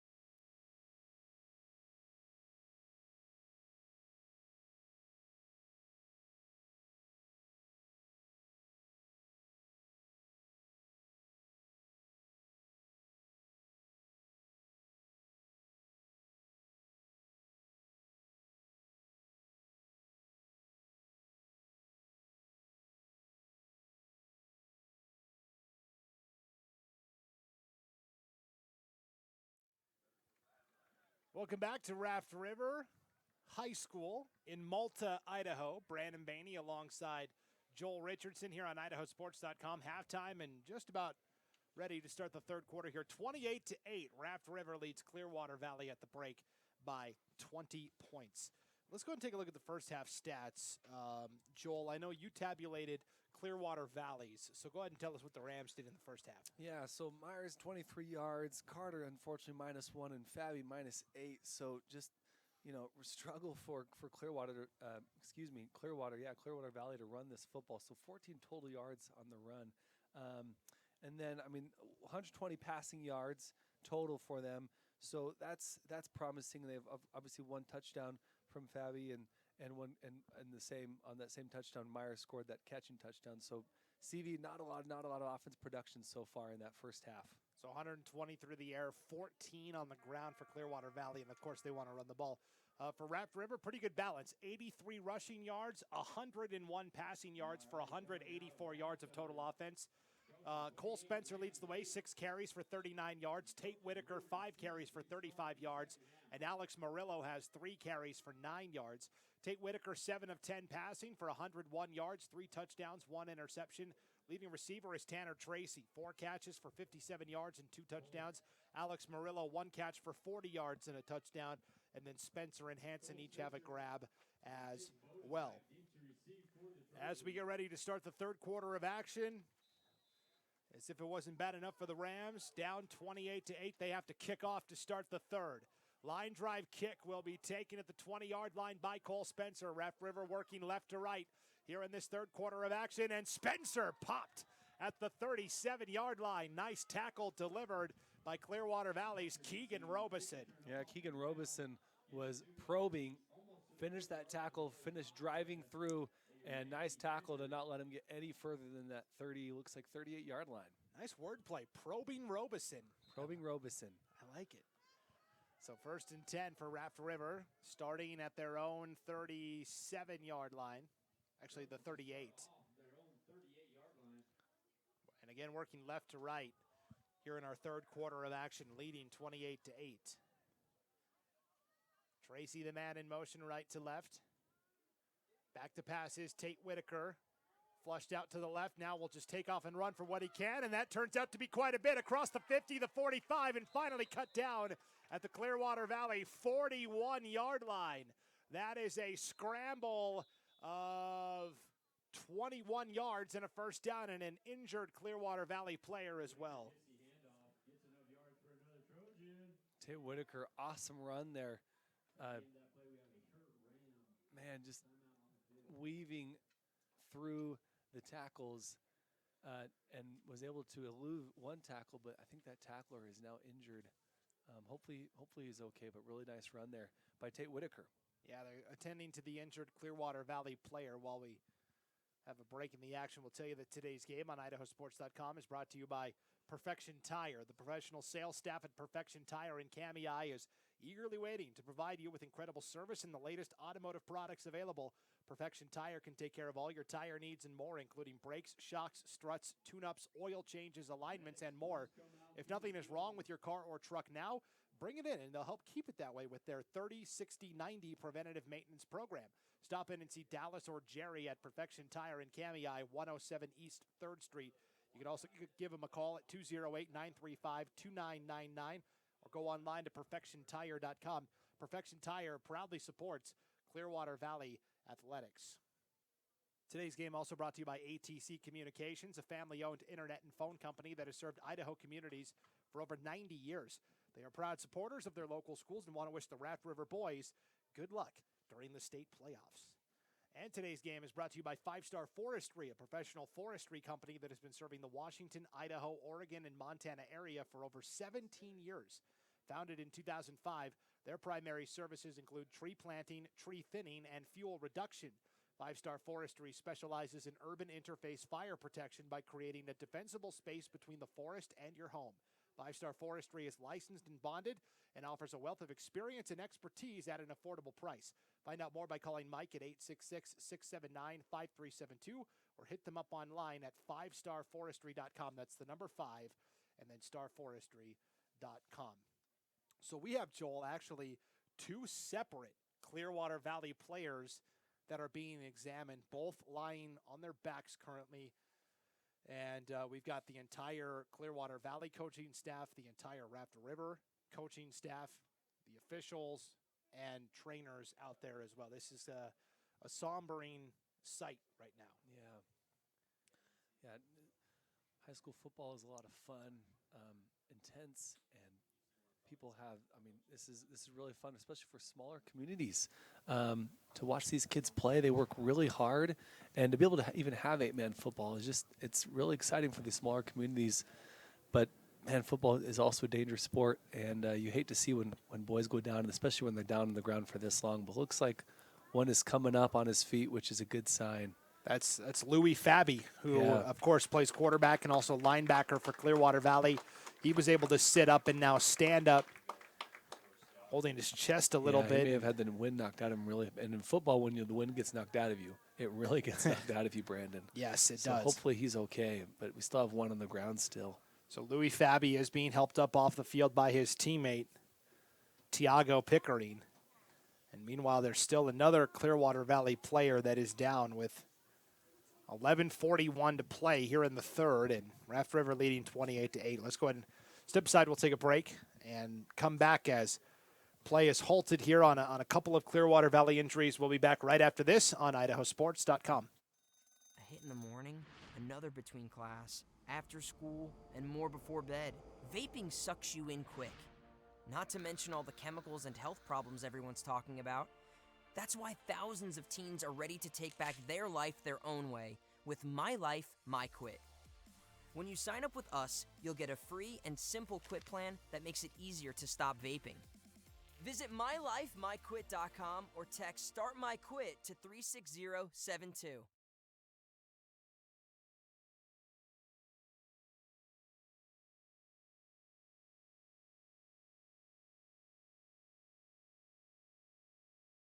Valley-wide country store.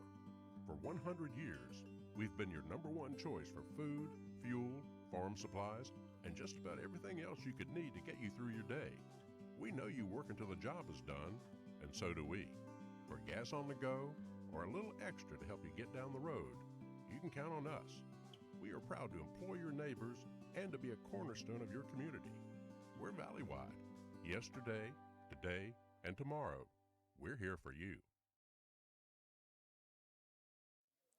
Welcome back to Raft River High School in Malta, Idaho on IdahoSports.com. Brandon Baney alongside Joel Richardson. 11:41 to play in the third quarter of this 1A D1 opening round playoff game. And it's Raft River leading 28-8 over Clearwater Valley.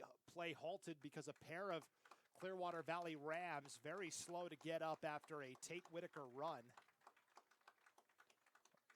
Louis Fabi was the first injured Ram, was able to walk off the sideline with some assistance, and now our second Clearwater Valley Ram has finally popped up as well, and that's Carson Schilling.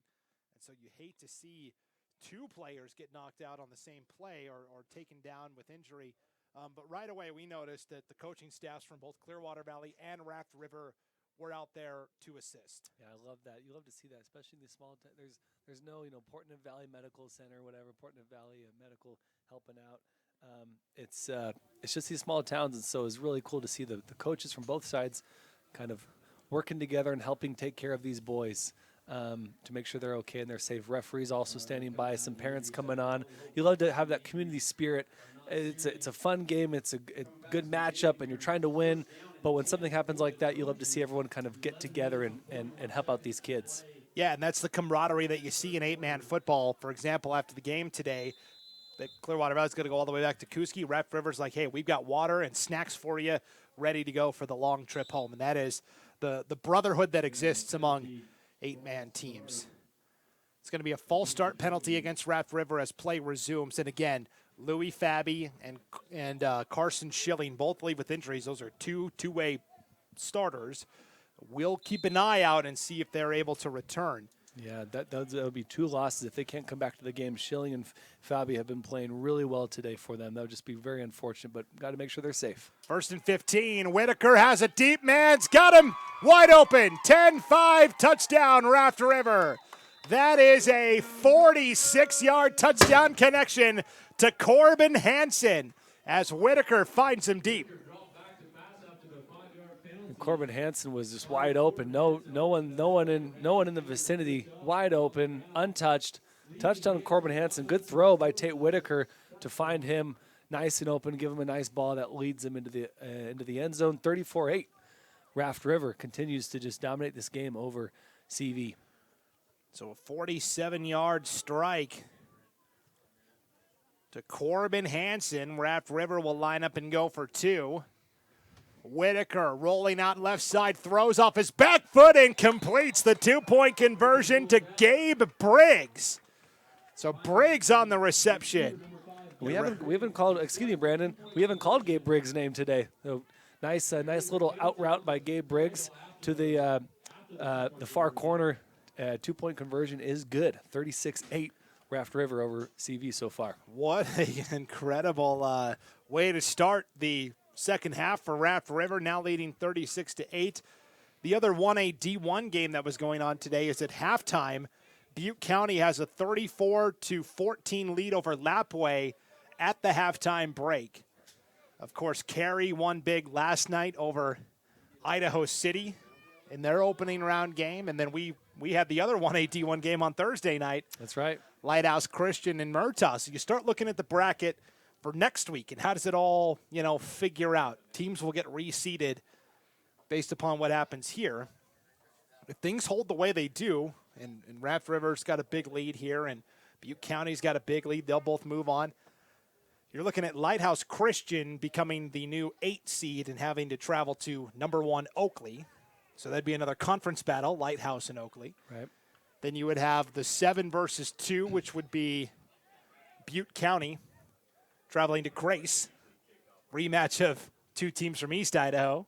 That'd be pretty interesting. Definitely. The 6 versus the 3 would be these Raft River Trojans. And they would be taking on the 3 seed, which is the district champ from up north, Kamei. That's a rematch from a game that was earlier this season.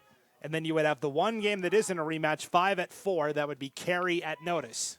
Be pretty interesting quarterfinal round of games.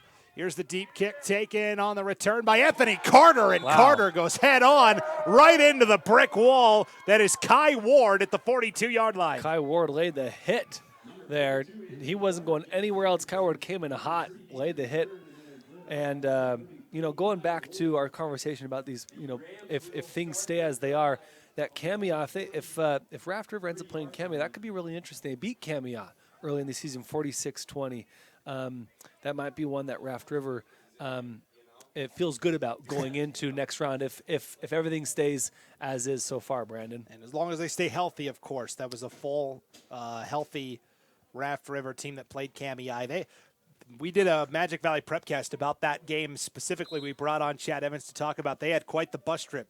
Bus broke down a couple of times. They had to get a bus from Weiser High School over in the Treasure Valley. And so they barely got there with time to spare to play that game against the Kamei Cubs. So here we go, 1st and 10 for Clearwater Valley. Ball comes out at the snap.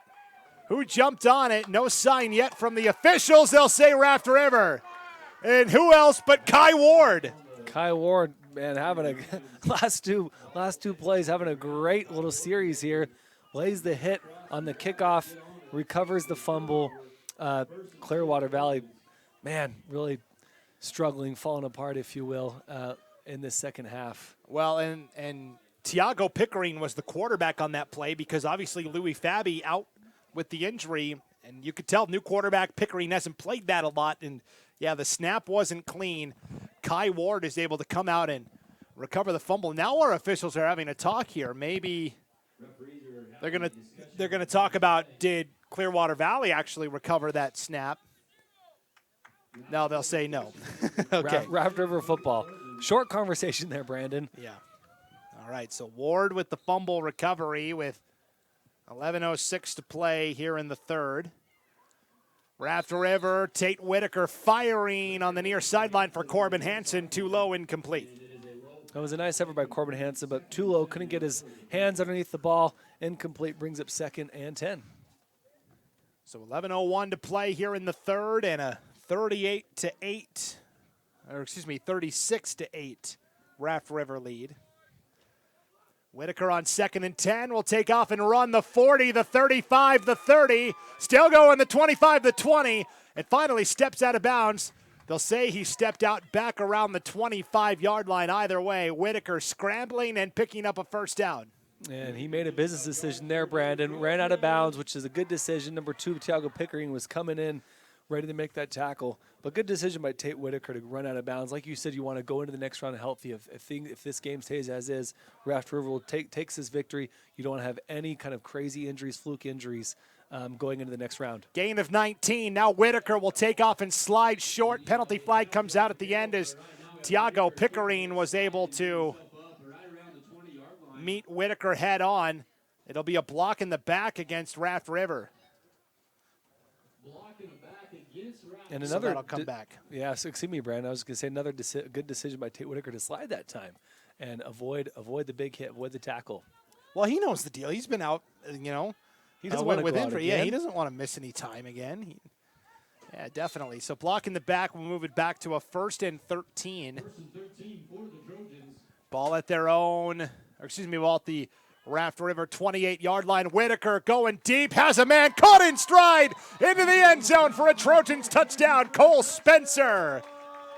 So Whitaker finds Spencer from 29 yards out.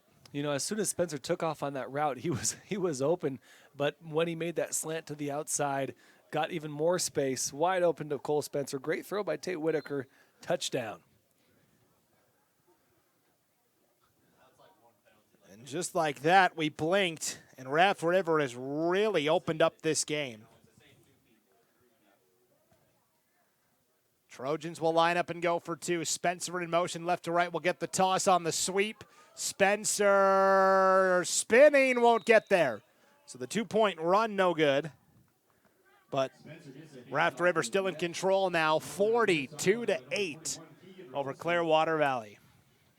Raft River has been owning this game since about midway through the first quarter. It's been all Raft River, showing on all sides of the ball, offense, defense, and even some special teams, Brandon. Just really been a dominant performance today by Raft River. Still time left to play, but so far all Raft River in this game.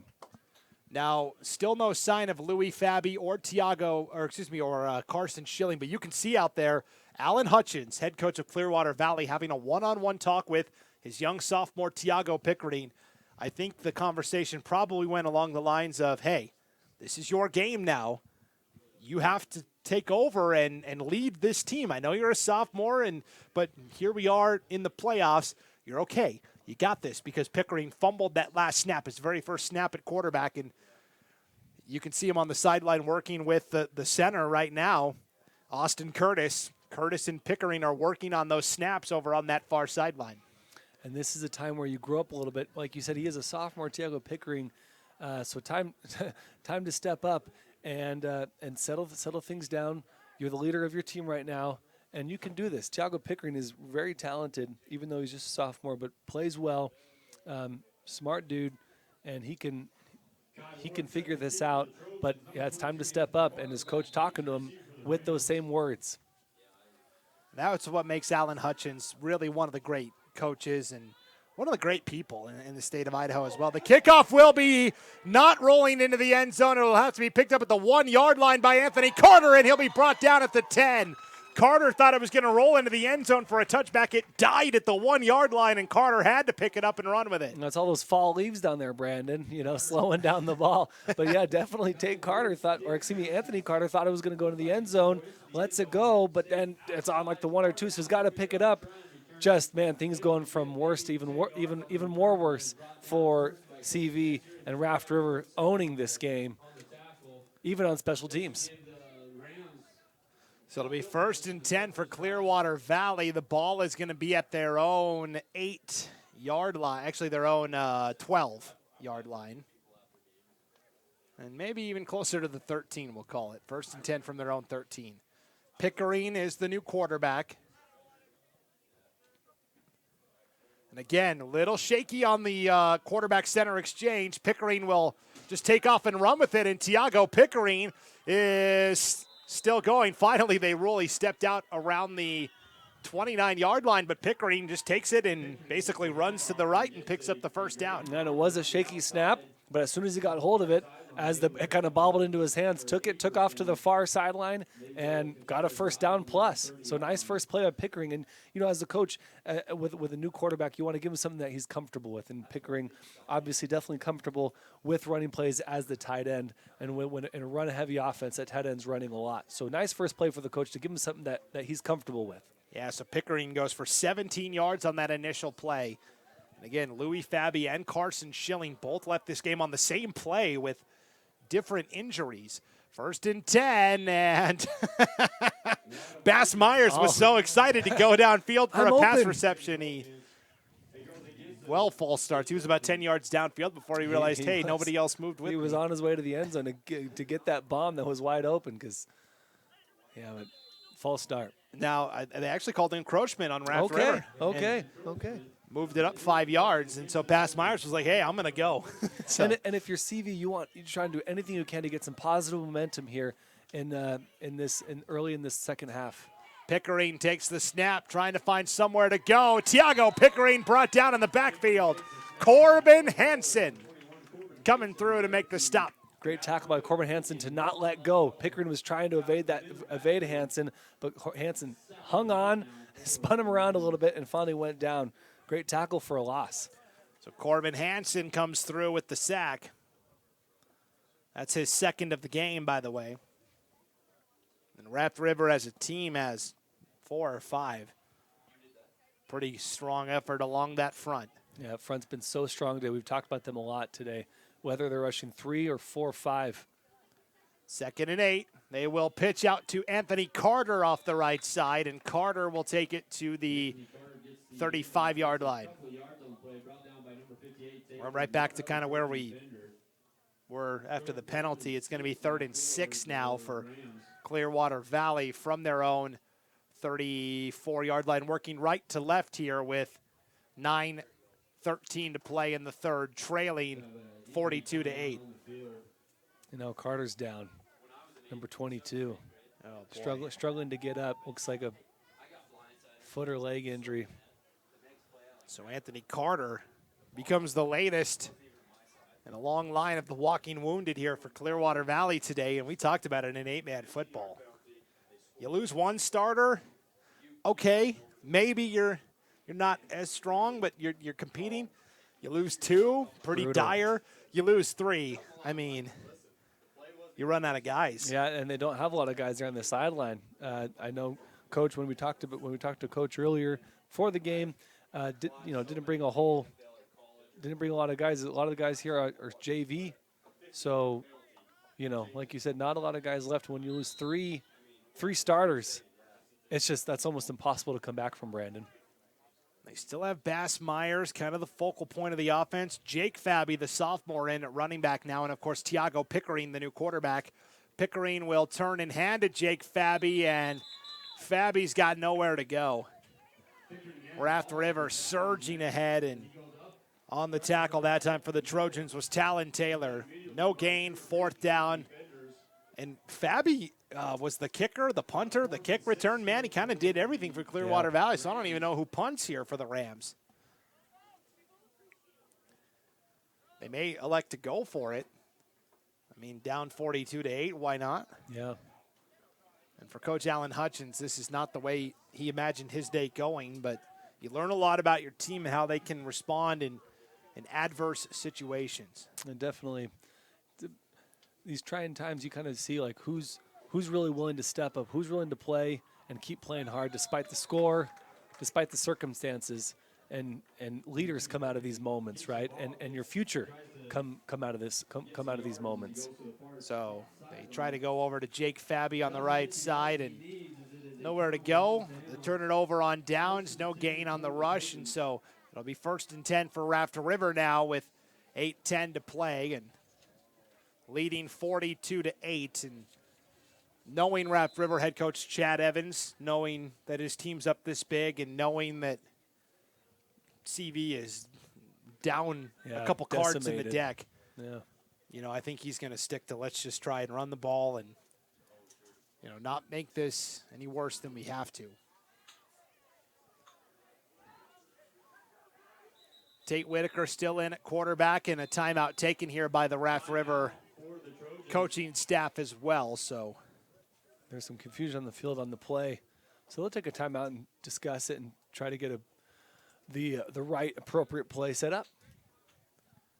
So the way it's looking right now is that, you know, Raft River is going to win the game, and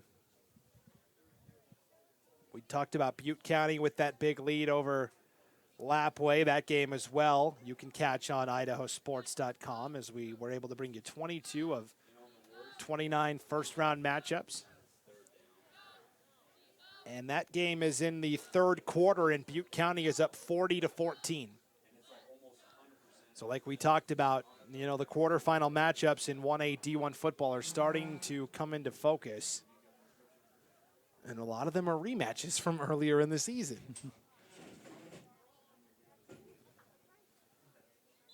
So out of the timeout, 1st and 10 for Raft River here. Tate Whitaker takes a snap, hands off to Cole Spencer across the 30. Spencer still going across the 25, and Spencer out for a gain of 11 and a first down. Nice run by Cole Spencer to stay on his feet and keep moving. Even when he was going backwards, he was kind of twisted backwards, kept his feet on the ground, and was able to get a couple more yards and handle that first down pretty easily. So 1st and 10 for Raft River now. Ball is at the CV 22-yard line. Whitaker again out of a shotgun with two backs on either side. They'll fake it. Whitaker will throw to the end zone, just beyond the outstretched fingertips of Gabe Briggs. It was a good throw, just a little bit too far for Gabe Briggs, and that'll bring up 2nd and 10. So yeah, I think that's an appropriate call to make on first and 10. Why not go for the end zone and get a score after that first down? After getting that first down and you're in good field position, why not go long and score there? So Raft River up 42-8, and you know they want to get Tate Whitaker a full game of reps as well because he's missed the last two contests with injury. And I believe it was an ineligible man downfield by the Trojans. Oh, and a penalty on the play as well. Ineligible receiver downfield moves it back to the 28-yard line now, where it'll be 1st and 15. Whitaker back to pass. Will throw in the flat to Spencer. Threw it low, incomplete. So it's now 2nd and 15. Even if he had caught that, though, he had someone right in the neighborhood. That might have been a big hit. So maybe safer to not get that pass and not receive that big hit that was coming. Yeah, sometimes it's like, you know what, I'll take the incomplete pass. That's right. Rather than being blown up. Especially when you're up 42-8. 2nd and 15, Whitaker slinging, pass is caught. Tanner Tracy at the 20-yard line. That's where they'll mark his forward progress. Should be a gain of about 6. It'll be 3rd and 9 roughly upcoming. Yeah, good tackle there. I didn't quite catch who made that tackle, but pushed him back. Met him right when he caught it. So good defense. You know, when you're CV here, you're down 42-8, but this you keep playing, right? You play to keep practicing, keep learning, and as a coaching staff, like we said earlier, this is where you kind of see who emerges as a leader and as you know, your future players. 3rd and 9, Whitaker, deep ball, looking for Gabe Briggs again, through incomplete. 6:51 to play here in the third, and it'll be 4th and 9 now for the Trojans. Good coverage by Keegan Robinson, was there to make that hit if he had caught it, and there to kind of create, make him a little bit nervous, give him something to think about as the receiver. But yeah, ball a little bit too far there once again for the receiver. Probing Robeson. You know, it's tough to throw on him. He's been very good this year for Clearwater Valley. Really, this Rams defense overall has been pretty stout. 6:51 to go in the third. It is 42-8 Raft River. Trojans will go for it here on 4th and 9 from the CV 21-yard line. Rolling out right side as Tate Whitaker throws back across the middle, broken up. Trying to go to Tanner Tracy. Great coverage by Bass Myers to break it up and turn it over on downs. Yeah, really good coverage there by Bass Myers. And even if he had caught it, I don't know if he would have gotten past the sticks. So, yeah, good coverage either way by Bass Myers. Turnover on downs, CV football. And it'd be interesting to see here what they do with the quarterback, Pickering, giving him some more chances, some more snaps. And looks like Louis Fabi is back out there. back. Okay. So All right. So hopefully he's okay to play and keep leading this Rams offense. So after 2 series with Tiago Pickering at quarterback, Louis Fabi is back in there for Clearwater Valley, which is great to see. I mean, because it took him a long time to get up off the field with that injury earlier. So here we go. 1st and 10 for the Rams. Play blown dead before it can start. And looks like they're walking back. False start here against the Rams. And Anthony Carter, Brandon, by the way, is back in as well. I saw him walking backwards with a limp, but he is also back in as well. Great, and we'll keep an eye out for Carson Schilling. He was the other Ram to be injured today. Fabi has time, taking a deep shot, ball tipped and punched away by Blake Tracy in coverage defensively. Nicely done by Blake Tracy, the sophomore. Yeah, Tracy turned around just in time to jump up and try to catch that, pick that ball off. Wasn't able to, but falls incomplete. But either way, good coverage there in the secondary by Blake Tracy. So incomplete pass makes it 2nd and 15 for the Rams from their own 15-yard line with 6:36 to play in the 3rd. And the Rams trailing 42-8. I formation, Fabi under center. Handoff to Myers, and Bass Myers will slither ahead for a gain of a couple. 3rd and long. Myers gets the handoff. Gets maybe 2 yards on the play. It'll be his 3rd down and 12, 13. So Myers just the 6th carry today, Joel, for a total of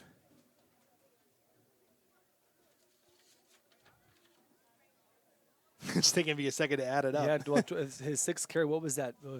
2 yards. 2 yards, so it's 25 yards for Myers today. Just Yeah. really tough running. Pun intended, tough running for Myers and the entire CV team. 3rd and 13, Fabi on the run, throws behind the intended receiver on the run, incomplete. Trying to go that time to Tiago Pickering. Incomplete pass brings up 4th and 13 now for the Rams. CV will probably punt here as Fabi was trying to go to Pickering along that far sideline. And the Rams just haven't had an answer for the pass rush of Raft River today. It's been pretty fierce. Yeah, pressure all day long by this just relentless Raft River defensive line. So 4th down. And again, which side jumped first? I think they're saying Raft River did. Raft River, yeah, encroachment. And like you've said, Brandon, when you have a defensive line that is that aggressive, you're going to get them a few times. I guess on the hard counts, Brandon. Go ahead. No, I was going to say, I guess that's the trade-off, right? I mean, how many sacks, how many pressures they've had today versus what? A handful of encroachment penalties. Yeah, and the scoreboard would say it's worth it, right? Yeah. 42-8, pressure all day. I mean, CV, who runs the ball really well, like we said at half, 14, maybe now, 20 yards total rushing. So it's 4th and 8 now. Fabi will drop back to pass and go for it. Has a man over the middle. Bass Myers through the hands, incomplete. Had Myers a touch low at the 45, but boy, it goes through Myers' hands, incomplete. Turnover on downs. Raft River gets it back in very good Clearwater Valley territory. Yeah, he was open. Louis Fabi had his man open, but just the throw just too low for Bass Myers to pick that up. And I feel for them, right? That was a good route, and that throw just couldn't get there. You wonder if whatever injury that Louis Fabi sustained, if that may have affected that throw, because he had thrown much, better passes early in the game. 1st and 10 for Raft River. They'll start with a handoff up the middle for Treg Whitaker. And Whitaker a little slow to get up. He'll head to the sideline, and that's another guy that Raft River's trying to keep healthy for the stretch run here. Treg Whitaker picks up 9 on the carry, his first carry of the day, and it's 2nd and 1 for Raft River. Ball now at the Clearwater Valley 14-yard line. They'll hand off up the middle this time. This is Blake Tracy, the sophomore, with his first carry of the day. And Tracy will move ahead for the first down to the 10-yard line, a gain of 4. And you want to get these kids lots of reps, especially the backups, those who don't play, running back, for example, Blake Tracy, right, getting his first carry of the day. But you still you want to be careful with some of the other guys who have been injured, who have come back to play this game, right, who have come back for this game. You want to give them reps, but you also kind of try to kind of find that fine line between reps and also keeping them healthy for the rest of the playoffs. We're down to 4:44 to play in the third. First and goal from the 10. Whitaker on the bootleg, throws too high, incomplete. Intended receiver was Gabe Briggs. And Keegan Robinson, there again. He's had a good game today. Yeah, anytime they try to go to Robeson's side, it's been pretty tough sledding. And really, Tate Whitaker in this second half, he was 7 of 10 in the first half, Joel. In the second half, Whitaker is just 2 of 8. Stark contrast. Yeah, you wonder if I don't think Robinson has moved, but they tend to go to his side, and Robinson's has been really good in the secondary.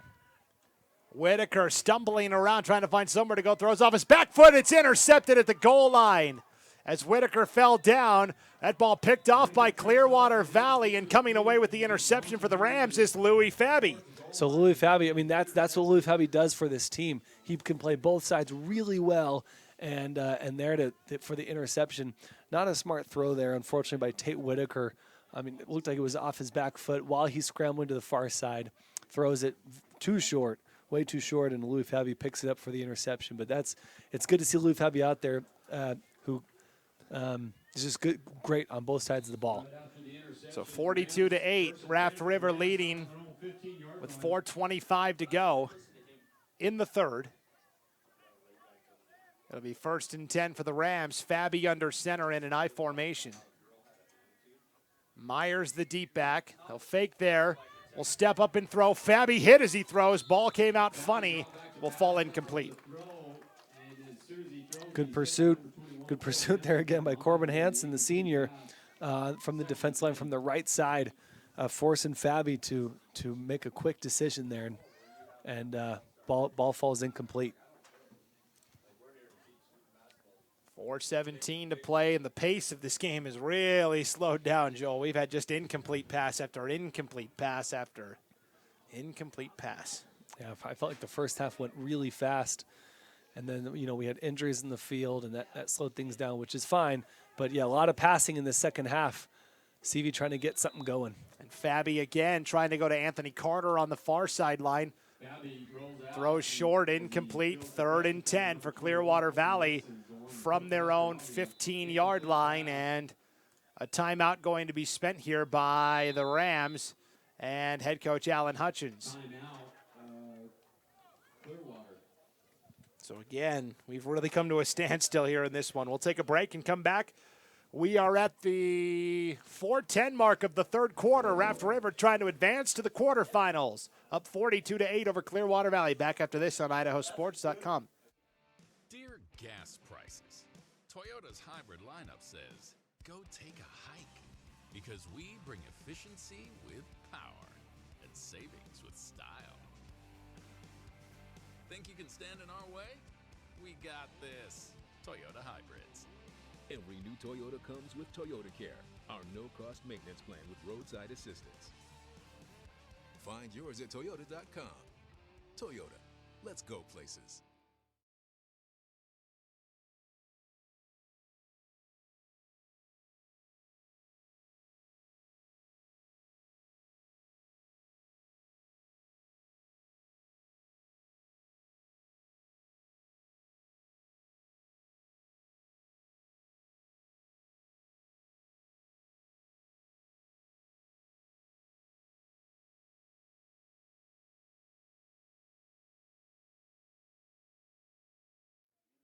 Welcome back to Raft River High School in Malta on IdahoSports.com. Clearwater Valley and Raft River here in the opening round of the playoffs. 3rd and 10 for the Rams, down 42-8 here in the third. Louis Fabi back to pass, rolling out in trouble. Gets it off at the last moment, dumps it off to his running back, Tiago Pickering. Pickering makes the reception. Pickering cutting across the grain, has room to run, the 30, the 40, and finally brought down at the 45-yard line of the Trojans, but 2 penalty flags come out around the 35-yard line. We'll see what the call is here, Joel. Yeah, it looked like an illegal block. I mean, he went flying, and that was definitely an illegal block, which, I mean, Pickering was moving, but that block definitely sprung him free here on the near sideline. And that's going to come back, unfortunately, for Pickering, because it was a good run, but was made even better with that illegal block. So we'll see where they mark off that yardage. It was 3rd and 10. It's going to be 3rd and slightly longer following that play. And Fabi did a nice job just to get it off. Basically had a guy wrapped up around his torso and was able to dump it off to Tiago Pickering. Yeah, it was an impressive play to keep the play going, keep the play alive. And his jersey was halfway off at that point when he made the throw. Again, if everything holds the way we think it will, you're looking at Raft River traveling to Grace next week is what the matchup would be, actually. Raft River would be at Grace. Fabi on 3rd and 15, airing it out long, overshoots everybody, looking for Bass Myers, incomplete. That will bring up 4th down. The way it's going now, Butte County up pretty big over Lapway. Raft River up big here. Cary already won over Idaho City, and Lighthouse Christian defeated Murtaugh. So you've got next week, it's looking like Lighthouse will be at Oakley. And then on the same side of the bracket, it would be Cary at Notice. And then you would have these Raft River Trojans traveling to Grace, and then it would be Lighthouse Christian. Or I already said Lighthouse. It would be, so Lighthouse would be at Oakley. It'd be Cary at Notice. Raft River would be at, we'll get it after this play. Fabi sacked back just shy of the end zone. On 4th down, that'll be a turnover on downs, and Raft River will get it. 1st and goal at the 4-yard line following the sack on 4th down. And sacks him, yeah, like you said, looked like on the right at the 4-yard line. So excellent field position for Raft River here to punch it in for 6 more. Yeah. So Lighthouse at Oakley, Cary at Notice, Raft River at Grace. And it would be Butte County at Kamei. And that Raft River at Grace, that would be an interesting game. Grace has had a good season. They come in at number 2 seed. But Raft River has just shown to be really good today. So I'd be really interested in that matchup next week, Raft River Grace. Yeah, that would be. Up the middle, Raft River. Cole Spencer takes it down to the 2, where it'll be 2nd and goal. We've got 2:55 to play here in the 3rd. 2nd and goal from the 1. QB sneak. Not in yet. Or now they'll say yes. Signal touchdown. Took him a second to signal. There's that cannon that goes off and gets us all jumping out of our seat. QB sneak. I'm trying to see who that was. I guess it must have been Tate Whitaker if it was a QB sneak. Yeah, Tate Whitaker. Okay. So Whitaker runs it in from a yard out.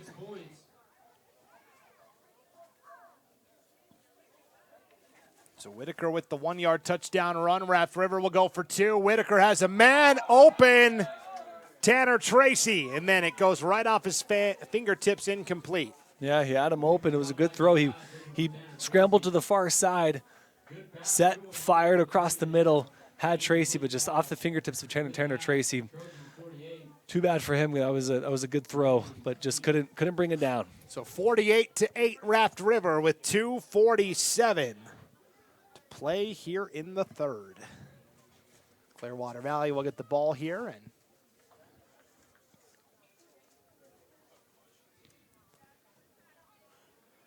for Clearwater Valley, it's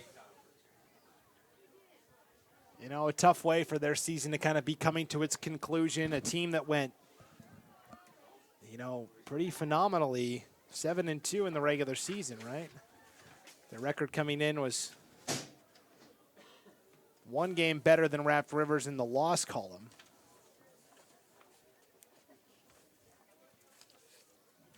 The Rams. Go ahead, Brandon.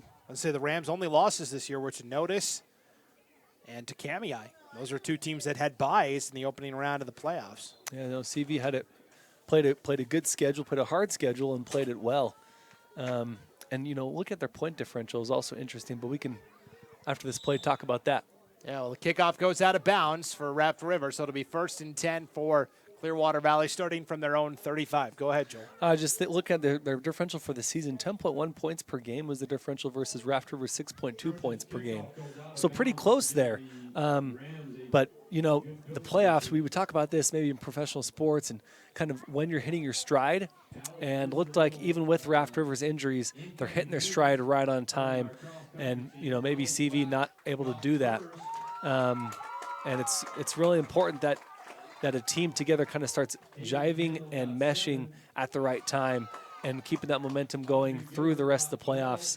Because with going back to the kind of the statistics, the point differential isn't that much different. So it's been interesting how that's all played out today. Louis Fabi going deep, has a man open. That's Tiago Pickering the other way for a 30-yard touchdown, a 35 from the 35-yard line. So that would be, a 65-yard touchdown connection. Yeah, great throw by Louis Fabi on that drop back and just waits his time, finds Pickering wide open. Looked like the Raft River defender, the Raft River CB tried to kind of jump, but just shouldn't have jumped too soon. And anyway, touchdown. CV. So nice answer after almost a whole quarter of no points. So Clearwater Valley will line up and go for two here, down 48-14. Up the middle, Fabi thought about running. Now we'll roll back to the right side, looking for somewhere to go with it. Louis Fabi throws on the run and completes it. What a play. Wow. It's caught by Lincoln Barger, the freshman tight end. We haven't called his name today, but, man, freshman tight end doing work. I was kind of watching the end zone, who was going to try to get open for Fabi, and he cut back to the outside of the end zone. Fabi found him, two-point conversion strike, and that's 16 for CV. So 48-16. Raft River still in control here. And we're down to 2:37 to play now here in the third. Today's game on IdahoSports.com is brought to you in part by 5 Star Forestry, a professional forestry company that has been serving the Washington, Idaho, Oregon, and Montana area for over 17 years. Founded in 2005, their primary services include tree planting, tree thinning, and fuel reduction. 5 Star Forestry specializes in urban interface fire protection by creating a defensible space between the forest and your home. 5 Star Forestry is licensed and bonded and offers a wealth of experience and expertise at an affordable price. Find out more by calling Mike at 866-679-5372 or find them online at 5starforestry.com. That's the number 5, starforestry.com.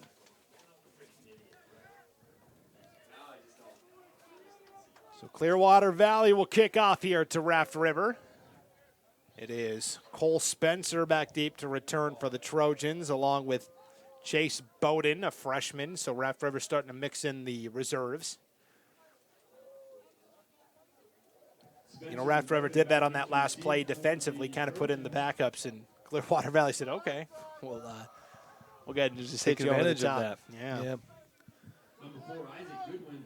But that is probably the right call to avoid any injuries, anything fluke, any kind of fluke injuries that might happen. You want to keep your guys healthy for the next game.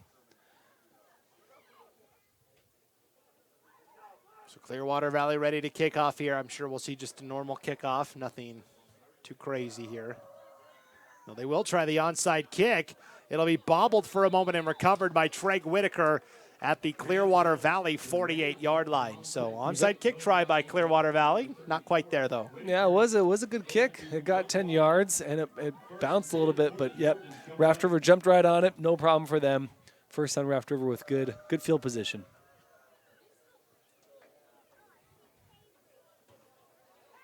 So 1st and 10 for the Trojans. And As we said, kind of a new unit in. McCoy Spencer, the freshman, in at quarterback now for the Trojans. And Spencer will turn and hand off on first down. And maybe a gain of a couple on the carry. And on the run for Raft River that time was Corbin Hansen. And this is great to get some of your freshmen, sophomores, those who don't play as much, get them some playing time. Because like we've talked about, you never know when your top guys are going to go down, and you're going to call on people like McCoy Spencer to come in and make plays. So good to get your young guys some reps. Definitely. Pitch out on the left side to Ruger Ward, another freshman, and Ward will take off and run for the first down. He picks up about 14 on the carry, so Ruger Ward with the running. We're down to 1:20 to play in the third, 48-16, Raft River in front. And it's the young bucks now, a lot of freshmen out there for the Trojans. And you like to see that as a coach, see your young bucks not just play, but play well and play plays. Like both of those guys look like they belong out there. Maybe a little bit smaller in size, but beyond that, just like the way he ran that ball and the quarterback just kind of took the snap. It was very comfortable, Brandon. 1st and 10 for Raft River. Ball at the Clearwater Valley 37. This is Spencer back to pass. Has a man open. That is caught at the 25-yard line. On the reception is Ren Udy. So Udy makes the grab. Another freshman to freshman connection and a first down for Raft River. Ball down to the Clearwater Valley 26-yard line where it'll be 1st and 10 for the Trojans. Meanwhile, clock winds. We're down to the final 20 seconds of the third quarter here. And I think I spied a big smile on Ren Udy's face after he came off the field after that reception. Really cool to have a freshman get a nice pass, nice reception late in this game. Yeah, Ren Udy all smiles. Toss to the left side now. This is Ruger Ward again on the carry, and Ward will get a yard before Louis Fabi says, "How's it going? I'm a senior. No, You're a freshman. No more freshmen. This is how this goes." And so, gain of a yard will take us to the end of the third, and through 3, Raft River on their way to the quarterfinal round, leading 48-16 over Clearwater Valley. We're back with the fourth quarter right after this break. You're listening to the 2022 1A D1 football postseason on IdahoSports.com. A hit in the morning, another between class, after school, and more before bed. Vaping sucks you in quick. Not to mention all the chemicals and health problems everyone's talking about. That's why thousands of teens are ready to take back their life their own way with My Life, My Quit. When you sign up with us, you'll get a free and simple quit plan that makes it easier to stop vaping. Visit mylifemyquit.com or text Start My Quit to 36072.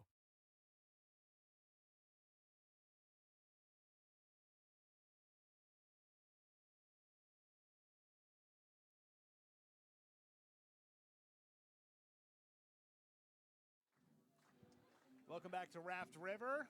Brandon Bainey alongside Joel Richardson here on IdahoSports.com as we make our way into the fourth quarter of action. And Raft River in front 48-16. A quarterfinal date at Grace awaits the Trojans. They've just got to get through this last quarter unscathed. They've gone to the backups here up multiple scores. Handoff right side goes nowhere. The wind picks back up a little bit as well. That's Chase Bowden, another freshman on the carry. So all these guys that are in right now, Bowden and Udy and Ruger Ward. There's female athletes that have those last names that played basketball last year for Raft River and play volleyball, and so. Family affair here. Yes, Raft River just has really strong athletics across the board. This is going to be a QB keeper this time for McCoy Spencer. He'll take it forward for a couple. When you talk about Raft River athletics being strong, I think they announced the cross-country team, if I'm not mistaken, had done well. Just, they were in the championship, I think, today. Yeah. Raft River, they put in this new track around here, which is really beautiful. Take care of your athletes, and they'll take care of you. Spencer, deep ball, rainbow, broken up.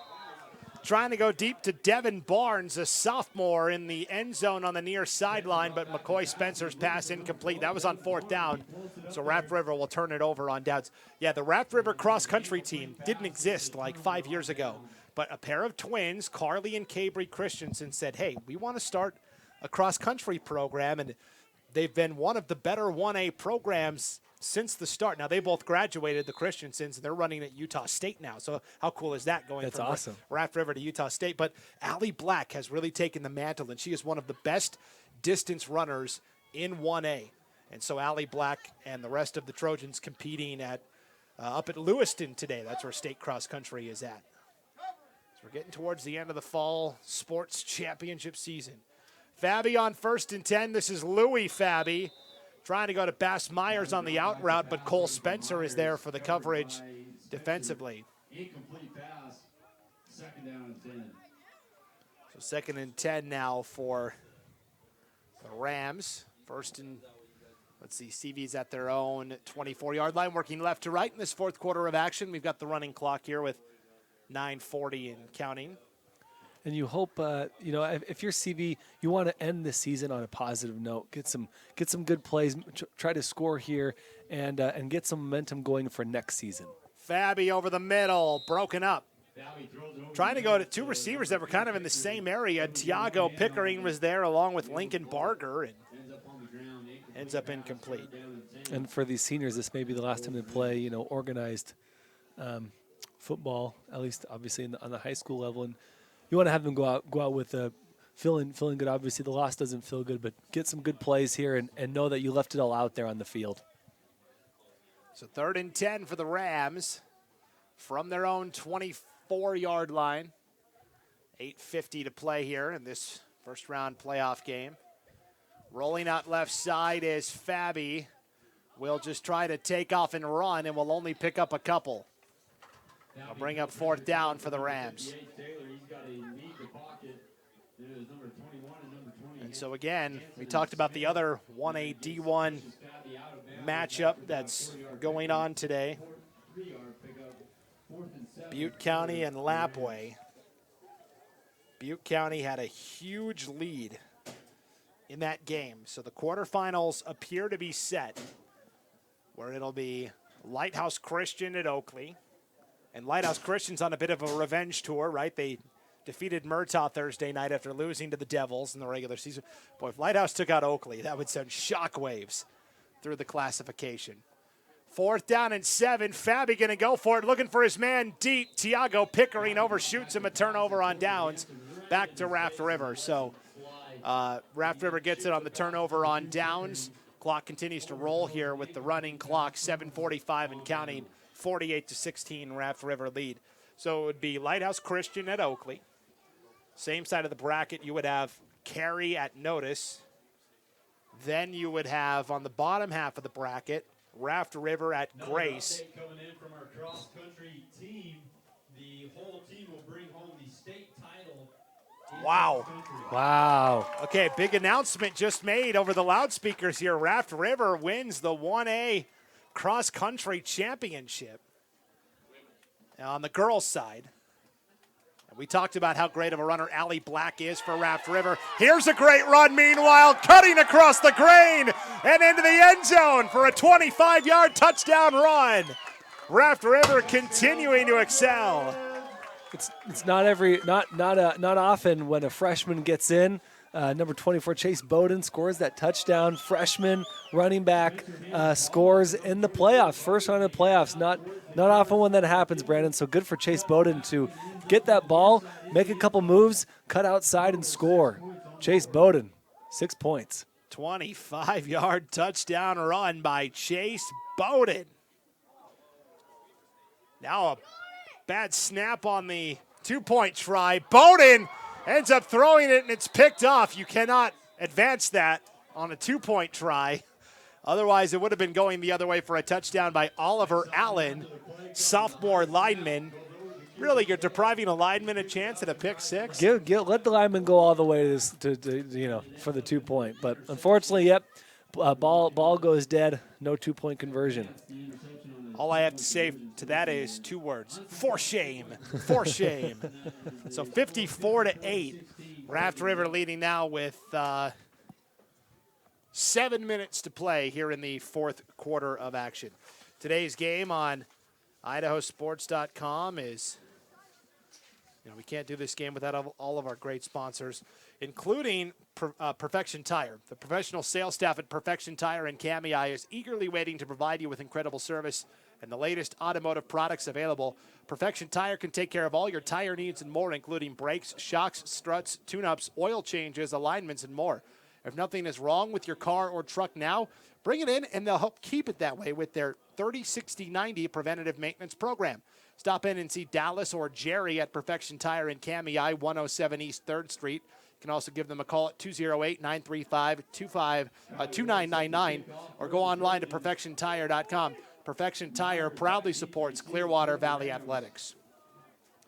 Today's game also brought to you by ATC Communications, a family-owned internet and phone company that has served Idaho communities for over 90 years. They are proud supporters of their local schools and want to wish the Raft River boys good luck during the playoffs. Kickoff fielded by Bass Myers of Clearwater Valley, refusing to go down across the 30, and finally will be brought down at the 33-yard line. Number 12, Bass Myers picks up the ball off the ground and refuses to go down, takes a few. So Bass Myers returns it out to the 33-yard line where it'll be 1st and 10 for Clearwater Valley with 6.5 to play. I feel like a broken record here, but as a CV coach, you want to see effort. Talking to CV's coach, Alan Hutchins, such a good dude, and he wants to continue to see the effort, that hard work being put in by his players, even when you're down big late in this game, and you just hope they give 100% until that clock rolls 0. 1st and 10 for the Rams of CV. Back to pass is Louis Fabi rolling left, now back against the grain, rolling out to the right. Basically like schoolyard ball, saying, yeah, go downfield, go further, go further. Fabi finally just going to throw it deep, has a man. It is caught by Tiago Pickering, and a bad face mask comes out at the end as Raft River's Devin Barnes tried to make the tackle on Pickering. Pretty obvious face mask there as Fabi finds Pickering all the way down to the Raft River 29-yard line. You can tack on a few more yards. I'm not sure was more yards, quarterback running from side to sideline or the throw. That was a lot of play, a lot of running, but hey, got the ball completed. Tiago Pickering, and 1st down, and rough face mask there. If you had to pull out the old stopwatch on how much time Louis Fabi had to throw, it had to have been 7 or 8 seconds back there, which is an eternity. Yeah. And wasn't great blocking, but Louis Fabi probably not as good blocking as it was scrambling. Yeah. Yes. And Louis Fabi on the run saying, "Hey, go deeper, just like you're playing out there." Just like backyard football, schoolyard football. Low snap, 1st and 10, following the penalty at the 14-yard line. Fabi rolling out left side, now will dance back to the right and will be sacked back at the 18-yard line. Even the best dancers know the music eventually stops. And as much as Fabi was trying to dance and get himself out of there, the music stopped. Sacked for a loss. Good pursuit by the Trojans. Yeah, that was Kai Ward in there on the tackle for Raft River. That's a good line. All good dancers know the music eventually stops. Boy, I'm stealing that. You know what? I'm copywriting that. That's good. That's for all my listeners out there in California and Texas. Thanks for joining us. 2nd and 14. Fabi will take off and run, and we'll only get a couple. It'll be 3rd and long. Yeah, we were talking about this at halftime. I totally forgot to mention this, but we've got listeners all over, back up in Kuski that are Clearwater Valley fans, and all the way down in San Antone, huh? San Antone, Fountain Valley. We appreciate everyone hopping on to watch these boys play and listen to us bring you what we can for this matchup. It's been lopsided since midway through the 1st quarter. But obviously good effort from both teams. But we're glad you joined us today on this call. We're going to look back on it, and really that 80-yard kickoff return by Alex Murillo was kind of what slammed the door shut. We didn't know it at the time because it was still just a 2-score game, but boy, CB never really recovered from that. 3rd and 9. Fabi throwing on the out route. It is a first grab of the day. And so First and goal after that catch. that'll the grain to the right. Louis Fabi will throw at the last moment. Trying to go to Bass Myers, overthrew him, incomplete. You know, I think Louis Fabi out there right now is just like, hey, the game is kind of, you know, out of reach. I'm a senior. Let me just do my best Patrick Mahomes. I'm just going to run around like a wild man and try and make these crazy throws on the run. And again, Louis Fabi has run more. You hate to. Louis Fabi has run more in scrambling than the team has. Again, if this Trojans team is full strength, Grace is going to be in for quite a battle. No doubt about it.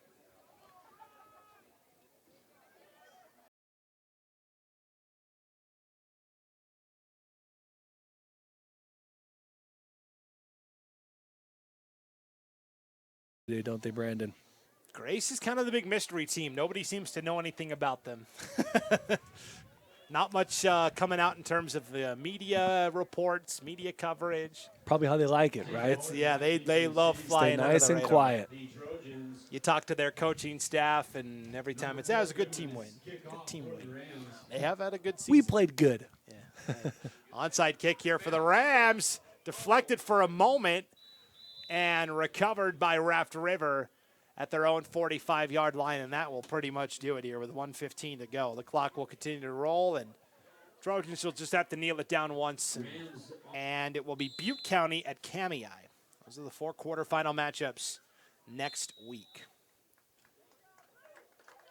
Raft River will kneel it down and run out the clock, and the Trojans, as they do so often, defend their home field, move on to the quarterfinal round with a 54-22 victory over the Rams of Clearwater Valley. We will be back with the IdahoSports.com postgame show right after this break on IdahoSports.com. Yeah, I know a little something about myths.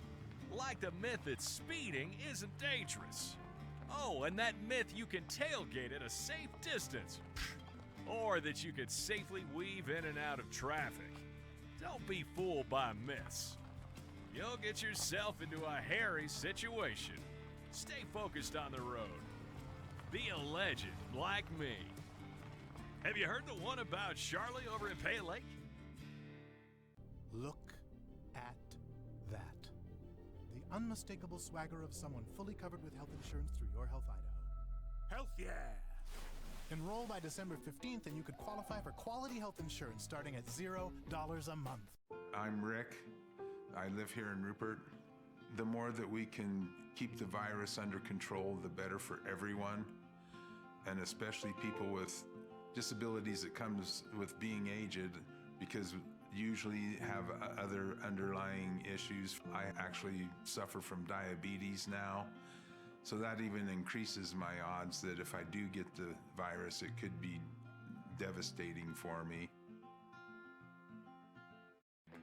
Taking the hard path isn't always easy. It takes courage and determination to do hard things. Quitting tobacco and vaping is possible. You decide when. We'll show you how. Learn more at projectfilter.org or call 1-800-QUIT-NOW. If a pedestrian is hit by a car going 20 miles per hour, there's a 90% chance he will survive. At 30 miles per hour, the likelihood of survival decreases to 60%. And at 40 miles per hour, it goes down to 20%. 10 miles per hour makes all the difference. You're in the driver's seat. You have the power to save lives.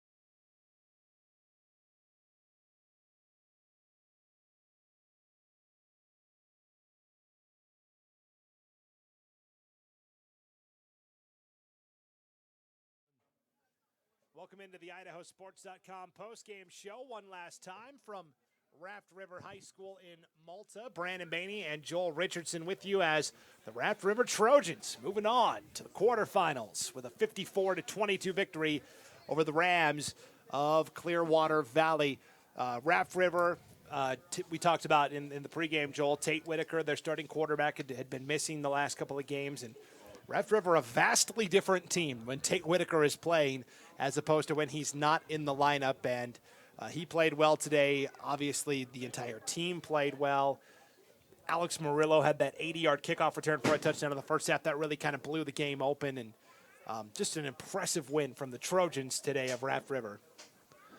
And, you know, it's really cool to see your kind of one of your better players come back and play really well, Brandon. You know, when you come back from injury, you want to, you know, kind of get those reps and get back and comfortable on the field. But Tate Whitaker didn't just get some reps. I mean, he played on fire today. And Tate Whitaker is going to be our IdahoSports.com player of the game, brought to you by Idaho Department of Transportation. That's right. We've got a cool little graphic we can throw up there. Boom. Watch this. We're going to bring this in. There it is. IdahoSports.com player of the game. This has been a presentation of IdahoSports.com GameStreams. This broadcast is copyrighted to IdahoSports.com. Any rebroadcast, retransmission, or other use of this broadcast without the expressed written consent of IdahoSports.com is strictly prohibited. All right, game's not over yet. All right, IdahoSports.com player of the game presented by the Idaho Transportation Department and Shift Idaho. Joel said it. Tate Whitaker, senior quarterback. Give us the stats. Yeah, Tate Whitaker, just awesome game. Our IdahoSports.com player of the game. 76 yards rushing, but more important, 183 yards passing, 5 passing touchdowns, and then back to the rushing, 1 rushing touchdown. Tate Whitaker, awesome game. Welcome back to him. Back to the field after that injury, and he is our IdahoSports.com player of the game. So nicely done by Tate Whitaker and the rest of the Raft River Trojans. They will head to Grace next week for the quarterfinal round of the playoffs. Again, time, date, location to be determined. It's the time of year where teams want to try and get inside to Holt Arena in Pocatello. And so we'll have to wait and see on that. But the quarterfinal matchups are set in the 1A D1 level again. It will be Lighthouse Christian at Oakley. It will be Cary at Notice. It'll be Raft River at Grace and Butte County at Kamei. And for Clearwater Valley, their season comes to an end with a 7-3 record. Just ran into a buzzsaw today, and you know they had some key injuries in the third quarter. Fortunately, 2 of those 3 injured players were able to come back. I don't know that we ever saw Carson Schilling come back in, but so we're certainly thinking about Carson and his family. But for Clearwater Valley, they were the type of team that needed to run the ball well today, and they just couldn't against this Raft River front. The defensive line for the Trojans played exceptionally well today. Yeah, that defensive line was played really well, on fire, flying around, making plays, forcing, obviously stopping the run. And so Clearwater Valley went to the passing game, but quarterback continued to get rushed, pressured in the pocket, flushed out of the pocket. Just a really good game by Raft River's defense, especially stopping the run. So that'll do it for this IdahoSports.com GameStreams production of the 2022 Idaho High School Football Playoffs. Tournament coverage on IdahoSports.com has been presented by Project Filter, Your Health Idaho, the Idaho Department of Health and Welfare, and the Idaho Transportation Department. Today's coverage has also been brought to you in part by Valleywide Cooperative and your local Toyota dealers. And big thanks to our local sponsors today as well, 5-Star Forestry and Perfection Tire for Clearwater Valley and ATC Communications for Raft River. Big thanks to Randy Spaeth, the athletic director here at Raft River High. He's a busy guy this time of year, and he always takes care of us when we come here to broadcast for IdahoSports.com, and runs a great operation here at Raft River. Great hospitality. We're always well fed when we come here to Raft River High as well. So great food today. Got to shout out the food that they provided us. Just really awesome. Yeah. So thank you to Raft River for hosting us. Yeah, they're always a great place to come broadcast. Again, and it's always nice after a Raft River win as well, as the Trojans pick up the win 54-22, the final score over Clearwater Valley. So that'll do it for Joel Richardson. I'm Brandon Baney. Thanks for tuning in, everybody. Until next week for the quarterfinals. So long from IdahoSports.com.